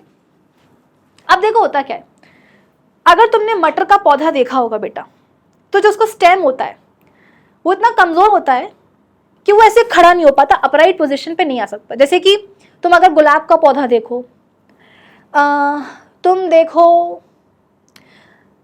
क्या बोलते हैं उसको, गेंदा का पौधा ना, गेंदा, उसको देखो, मैंगो का पेड़ देखो, जितने भी तुम देखते हो आसपास पेड़ पौधे, उनके स्टेम कैसे होते हैं, ऐसे। भिंडी का पौधा देख लो, टमाटर का पौधा देख लो, स्टेम कैसे होता है, ऐसे खड़े होते हैं ना, अपराइट होते हैं, इरेक्ट होते हैं। मटर का जो पौधा होता है बेटा, उसका जो स्टेम है वो बहुत कमजोर सा होता है, वो बोलता है कि मुझसे ना हो पाएगा, ठीक है। तो अब बेटा अगर एक ऐसा पौधा जिसका स्टेम खड़ा ही नहीं हो पा रहा है, अपराइट पोजीशन पे आ ही नहीं पा रहा है, तो उस पौधे का क्या जो है ना जीवन बीतेगा। इसीलिए ऐसे प्लांट के स्टेम से कुछ स्पेशलाइज्ड स्ट्रक्चर्स निकल के आते हैं जिनको अपन बोलते हैं टेंड्रल्स, ठीक है। मैं तुमको पिक्चर दिखाती हूँ, तुमको और क्लियर होगा। ये देखो, ये मटर का पौधा है, इसका स्टेम बहुत कमजोर है, उसको ऊपर खड़ा होते बनेगा ही नहीं, लेकिन फिर भी ऊपर तो बेटा जाना है ना। तो इसीलिए क्या होता है, स्टेम से, मेन स्टेम से कुछ ऐसे स्ट्रक्चर्स बाहर निकलते हैं जिन्हें हम बोलते हैं टेंड्रल्स। ये देखो ना, ये अभी तो ये टेंड्रल कैसी है बेटा, कॉइल्ड है, इसलिए आपको समझ में नहीं आ रहा है, लेकिन हाँ स्टेम से क्या होता है, ऐसे ये स्ट्रक्चर्स निकलते हैं जिनको अपन क्या बोलते हैं, टेंड्रल्स बोलते हैं। और यही टेंड्रल्स क्या करते हैं, जैसे ही इनको कोई सपोर्ट मिलेगा, उसके ऊपर जाकर के ये क्लिंग कर जाएंगे और फिर प्लांट ऊपर की तरफ ग्रो करेगा। मतलब ये तो वही वाली बात होगी कि एक इंसान से खड़े होते नहीं बन रहा है, तो वो अपने हाथ ऐसे फैलाएगा, ठीक है, जो भी उसको सपोर्ट मिलेगा उसको कस के पकड़ करके वो खड़ा हो जाएगा। यहां पर भी वही हो रहा है कि जो मटर का पौधा है, उसका जो मेन स्टेम है, उसके बस की बात नहीं है खड़ा होना, तो स्टेम से क्या होगा, स्ट्रक्चर निकलेंगे बाहर जिनको अपन बोलते हैं टेंड्रल्स। ये टेंड्रल्स जैसे ही किसी सपोर्ट के कांटेक्ट में आते हैं, कुछ इस तरीके से उसके अराउंड ऐसे क्लिंग कर जाते हैं, घूम जाते हैं, और फिर इसके बाद में जो प्लांट है बेटा, वो उसी सपोर्ट के अलोंग जो है खड़ा होने लग जाता है। जिंदगी भर लोड तो नहीं लगाएगा नीचे, खड़ा होना ना, तो कैसे खड़ा होगा, तो टेंड्रल्स निकलेंगे स्टेम से, वो टेंड्रल्स जैसे ही सपोर्ट के कांटेक्ट में आएंगे, ऐसे गोल गोल घूम जाएंगे, उनके अराउंड क्लिंग कर जाएंगे, और फिर इसके बाद में जो स्टेम है बेटा उसके ऊपर चलेगा, जिसको अपन कहते हैं क्लाइंबर। क्लाइंब करेगा स्टेम सपोर्ट के ऊपर, ठीक है। चलो अब यहां पर देखो थिगमोट्रोपिज्म का एग्जाम्पल है। आप बोलोगे कि मैम यहाँ थिगमोट्रोपिज्म का कैसे एग्जाम्पल है, बेटा वो टेंड्रल सपोर्ट के कांटेक्ट में आकर के जो ऐसे क्लिंग कर जाते हैं, जो ऐसे गोल गोल घूम जाते हैं, सपोर्ट के अराउंड जो टेंड्रल ऐसे कॉइल कर जाते हैं ना, वो पॉजिटिव थिगमोट्रोपिज्म का एग्जाम्पल है। कैसे, देखो यहाँ पे सपोज ये वो है, कोई सपोर्ट है, ठीक है, और ये आ गई है मटर के पौधे की टेंड्रल इसके कांटेक्ट में, ठीक है। अब अगर तुम बेटा ध्यान से देखोगे, ये क्या है, टेंड्रल है, ठीक है, इसके तुम्हें दो साइड दिखाई दे रहे होंगे, एक ये वाला साइड और एक ये वाला साइड। ये सपोर्ट है बेटा, सपोर्ट आप बोल सकते हो कि कोई लकड़ी हो सकती है, दीवार हो सकती है, कोई रॉड हो सकती है, जो अपन फेंसिंग करते हैं बगीचे में वो फेंस हो सकती है, ठीक है, सपोर्ट कुछ भी हो सकता है। तो अब अगर तुम ध्यान से देखोगे तो ये जो टेंड्रल है इसके तुमको दो साइड दिख रहे होंगे, एक ये वाला साइड और एक ये वाला साइड, ठीक है। अगर तुम ये वाले साइड को ध्यान से देखोगे तो बेटा जो ये वाला साइड है टेंड्रिल का, कौन सा, ये वाला, ये सपोर्ट के डायरेक्ट कांटेक्ट में है। मतलब कि जो टेंड्रिल का ये वाला साइड है ये सपोर्ट को टच कर रहा है, ठीक है। और अगर तुम ये वाले साइड को देखोगे, ये वाले को देखोगे, ये वाला साइड टेंड्रिल का, तो ये डायरेक्ट सपोर्ट के कांटेक्ट में नहीं है। मतलब कि जो ये वाला साइड है ये टेंड्रिल से, सॉरी ये जो साइड है टेंड्रिल का ये सपोर्ट से दूर है। येलो वाला साइड टेंड्रिल के, येलो वाला जो साइड है टेंड्रिल का बेटा वो सपोर्ट के डायरेक्ट कांटेक्ट में है, टच कर रहा है। ये जो पिंक वाला साइड है टेंड्रिल का ये सपोर्ट के डायरेक्ट कांटेक्ट में नहीं है बेटा, ये सपोर्ट को टच नहीं कर रहा है। आई बात समझ में, ये टच नहीं कर रहा है। तो अब होता क्या है बेटा, अब होता ये है कि जैसे ही टेंड्रिल का ये वाला साइड, येलो वाला साइड सपोर्ट को जाकर के उसके कांटेक्ट में आता है, उसको मिलता है टच स्टिमुलस। क्या मिलता है यहां पर, उसको मिलता है, मतलब पूरे ही टेंड्रिल को मिलता है क्या, टच स्टिमुलस। जैसे ही टेंड्रिल जाके टच करती है इस सपोर्ट को, तो जो उसका ये वाला साइड है जो कि डायरेक्ट कांटेक्ट में है सपोर्ट के, उसको मिलता है टच स्टिमुलस। अब इस टच स्टिमुलस के कारण मतलब क्या होता है, टेंड्रिल का ये वाला साइड जो सपोर्ट से दूर है वो ज्यादा बेटा स्पीड में आप बोल सकते हो कि ग्रो करने लग जाता है। ये वाला साइड जो कि सपोर्ट के कांटेक्ट में नहीं है, डायरेक्ट कांटेक्ट में नहीं, जो टच ही नहीं कर रहा है सपोर्ट को, टेंड्रिल का ये वाला साइड, ये ज्यादा जल्दी ग्रो होने लग जाता है एज कंपेयर्ड टू ये वाला साइड टेंड्रिल का जो सपोर्ट को डायरेक्टली क्या कर रहा है, टच कर रहा है। यानी कि ये टेंड्रिल है, इसके दो साइड हो गए, एक ये वाला एक ये वाला। ये वाला सपोर्ट के डायरेक्ट कांटेक्ट में है, ये वाला सपोर्ट के डायरेक्ट कांटेक्ट में नहीं है, दूर है। लेकिन जैसे ही ये टेंड्रिल कांटेक्ट में आएगी किसी सपोर्ट के, तो जो ये वाला साइड है टेंड्रिल का जो सपोर्ट को टच नहीं कर रहा है, ये ज्यादा तेजी में क्या करेगा बेटा, ऐसा ग्रो करने लगेगा। और ये वाला साइड जो डायरेक्ट टच कर रहा है सपोर्ट को, ये थोड़ा कम रेट पर क्या करेगा, ग्रो करेगा। ग्रोथ तो दोनों ही बेटा पार्ट को करनी, लेकिन ये वाला साइड ज्यादा जल्दी ग्रो करेगा, ये कम करेगा। तो उस चक्कर में क्या होता है, उस चक्कर में ये देखो टेंड्रिल कुछ इस तरीके से कॉइल होने लग जाती है सपोर्ट के अराउंड। कुछ इस तरीके से टेंड्रिल बेटा कॉइल होने लग जाती है सपोर्ट के अराउंड।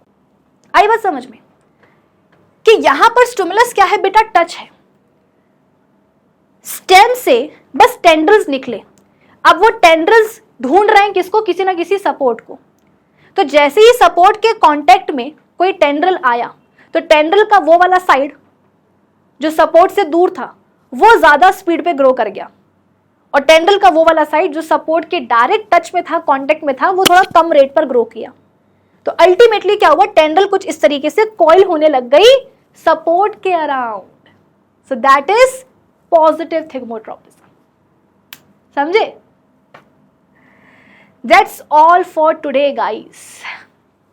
सब कुछ समझा दिया है। अब एक बार फटाफट से आ जाओ, अपन स्लाइड रीड कर लेते हैं। डायरेक्शनल मूवमेंट्स और orientations of specific parts of plant revealing growth is in response to external stimuli are called tropisms या tropic movements. Tropic movements बहुत slow होते हैं. The movements of the plant part can be either towards the stimulus या away from the stimulus. अगर movement कहाँ हो रहा हो, towards the stimulus, that is positive tropism, और अगर movement हो रहा हो stimulus से दूर, तो उसको अपन क्या बोलेंगे, negative tropism. ठीक है? Types of tropism. Light, gravity, chemical substance, पानी, ये कॉमन 5 स्टिमुलाई होते हैं बेटा। उसके हिसाब से ये 5 तरह के वो हो जाते हैं ट्रॉपिक मूवमेंट्स: फोटोट्रोपिज्म, जियोट्रोपिज्म, क्योट्रोपिज्म, chemotropism, hydrotropism and thigmotropism. Phototropism में क्या हो रहा है, द डायरेक्शनल मूवमेंट या orientation of the plant part in response to light stimulus. अगर towards the light stimulus movement हुआ तो फोटोट्रोपिज्म, कौन सा, पॉजिटिव वाला, और अगर अवे फ्रॉम द स्टिमुलस हुआ है, लाइट स्टिमुलस हुआ है मूवमेंट, उसको अपन क्या बोलेंगे, नेगेटिव फोटोट्रोपिज्म। ठीक है? स्टेम और shoot of growing plant moves towards the light stimulus, that is positive phototropism. जो रूट से वो दूर जाती है उसको अपन क्या बोलेंगे, नेगेटिव फोटोट्रोपिज्म। ठीक है? जियोट्रोपिज्म, स्टिमुलस क्या है? ग्रेविटी है। ग्रेविटी की तरफ मूवमेंट हुआ तो पॉजिटिव जियोट्रॉपिज्म, ग्रेविटी से दूर जाकर के मूवमेंट हुआ तो ग्रोथ हुई तो negative geotropism. Roots of plant move towards, plant की जो जड़ें होती हैं वो कहाँ मूव करती हैं? डाउनवर्ड डायरेक्शन में in the soil, in the direction of gravity, so that is positive geotropism. The stem जो होता है प्लांट का वो अगेंस्ट द ग्रेविटी मूव करता है, अपवर्ड जाता है, तो उसको अपन क्या बोलते हैं? Negative geotropism. ये देखो, आप चाहो तो प्लांट को बेटा लिटा ही क्यों ना दो। तुमने सोचा था कि मैम अगर प्लांट को ऐसे खड़ा रखेंगे तो रूट्स नीचे जाएंगी और स्टेम ऊपर जाएगा, तुम इसको लिटा दो तो भी क्या होगा बेटा? लेटने पर भी अगर स्टेम और रूट्स हॉरिजॉन्टल पोजीशन में भी आ गई ना, क्योंकि तुमने गमला लिटा दिया, उसके बाद भी बेटा ग्रोथ कैसी होगी? जैसे पहले हो रही थी। रूट्स जाएंगी डाउनवर्ड्स डायरेक्शन में, स्टेम जाएगा ये देखो अपवर्ड्स डायरेक्शन में। समझे? यहां पर भी वही दिखाया जा रहा है कि ये देखो लिटा दिया लेकिन फिर भी स्टेम का जा रहा है ऊपर और रूट्स का जा रही है नीचे। Chemotrophism, it is the directional movement या orientation of the plant part in response to chemical stimulus. यदि towards the chemical stimulus growth हुई है positive chemotrophism, उससे दूर जाकर के growth हुई है तो that is negative chemotrophism. During the process of fertilization, pollen tube की जो growth होती है towards the ovule in the ovary is an example of positive chemotrophism. ये देखो ये आ रही है pollen tube, इसको कैसे पता कि उसको यहाँ जाना है? तो यहाँ से बेटा एक केमिकल जो है ना निकलेगा और उसी के तरफ पोलन ट्यूब की क्या होगी? ग्रोथ होगी, तब जाकर के वो पहुंचेगी ओव्यूल तक। So that is positive chemotropism. Hydrotropism, directional movement of the plant part in response to water stimulus. Bending of roots of plant towards water signifies positive hydrotropism. ये देखो ड्राई सॉइल है, अगर तो मिट्टी गीली है, मिट्टी में पानी है तो जड़ें नीचे की तरफ ही जाएंगी, और अगर मिट्टी सूखी है और एक तरफ हमने क्या कर दिया? पानी रख दिया, तो देखो जड़ें कहां जाएंगी?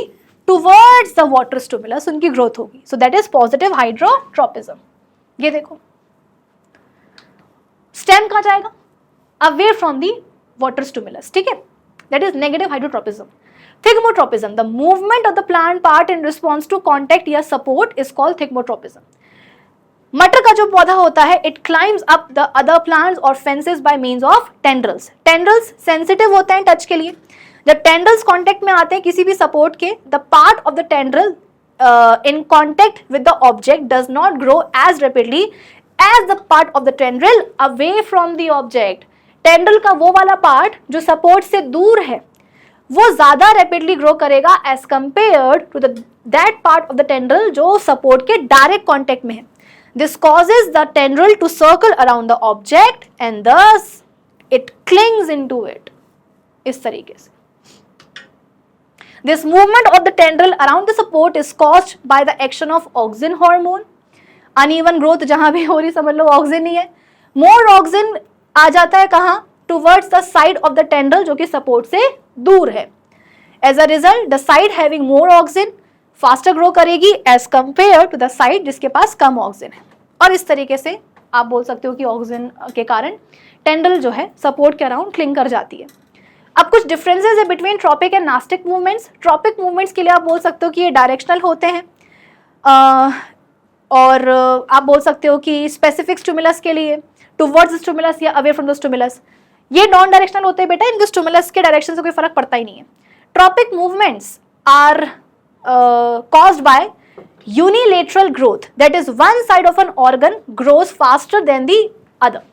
Nastic movement में ऐसा कुछ नहीं होता. The movements are caused by the variations in the environmental conditions, that is that they are variation movements. They are also movements of curvature, but these are due to turgor changes. यहाँ पर bending होती है stem की towards the light stimulus, downwards होती है roots की in response to gravity stimulus, ये example है। यहाँ पर फोल्डिंग एंड ड्रूपिंग जो हो रही है टच मी नॉट प्लांट की लीव्स की, ये उसका एग्जाम्पल हो गया, मतलब एक एक एग्जाम्पल हमने दे दिया है, दैट्स इट। तो आज के इस सेशन के लिए बस इतना ही। प्लांट मूवमेंट्स का टॉपिक आज होता है कंप्लीट। अब हम मिलेंगे अपने अगले लेक्चर में, और अगले लेक्चर में हम बात करेंगे आखिरी टॉपिक की, दैट होगा मतलब वो होगा प्लांट हार्मोन्स की। तो अब मिलते हैं अपने अगले सेशन में, तब तक के लिए keep learning with definite success Pathshala. Bye bye, have a great day.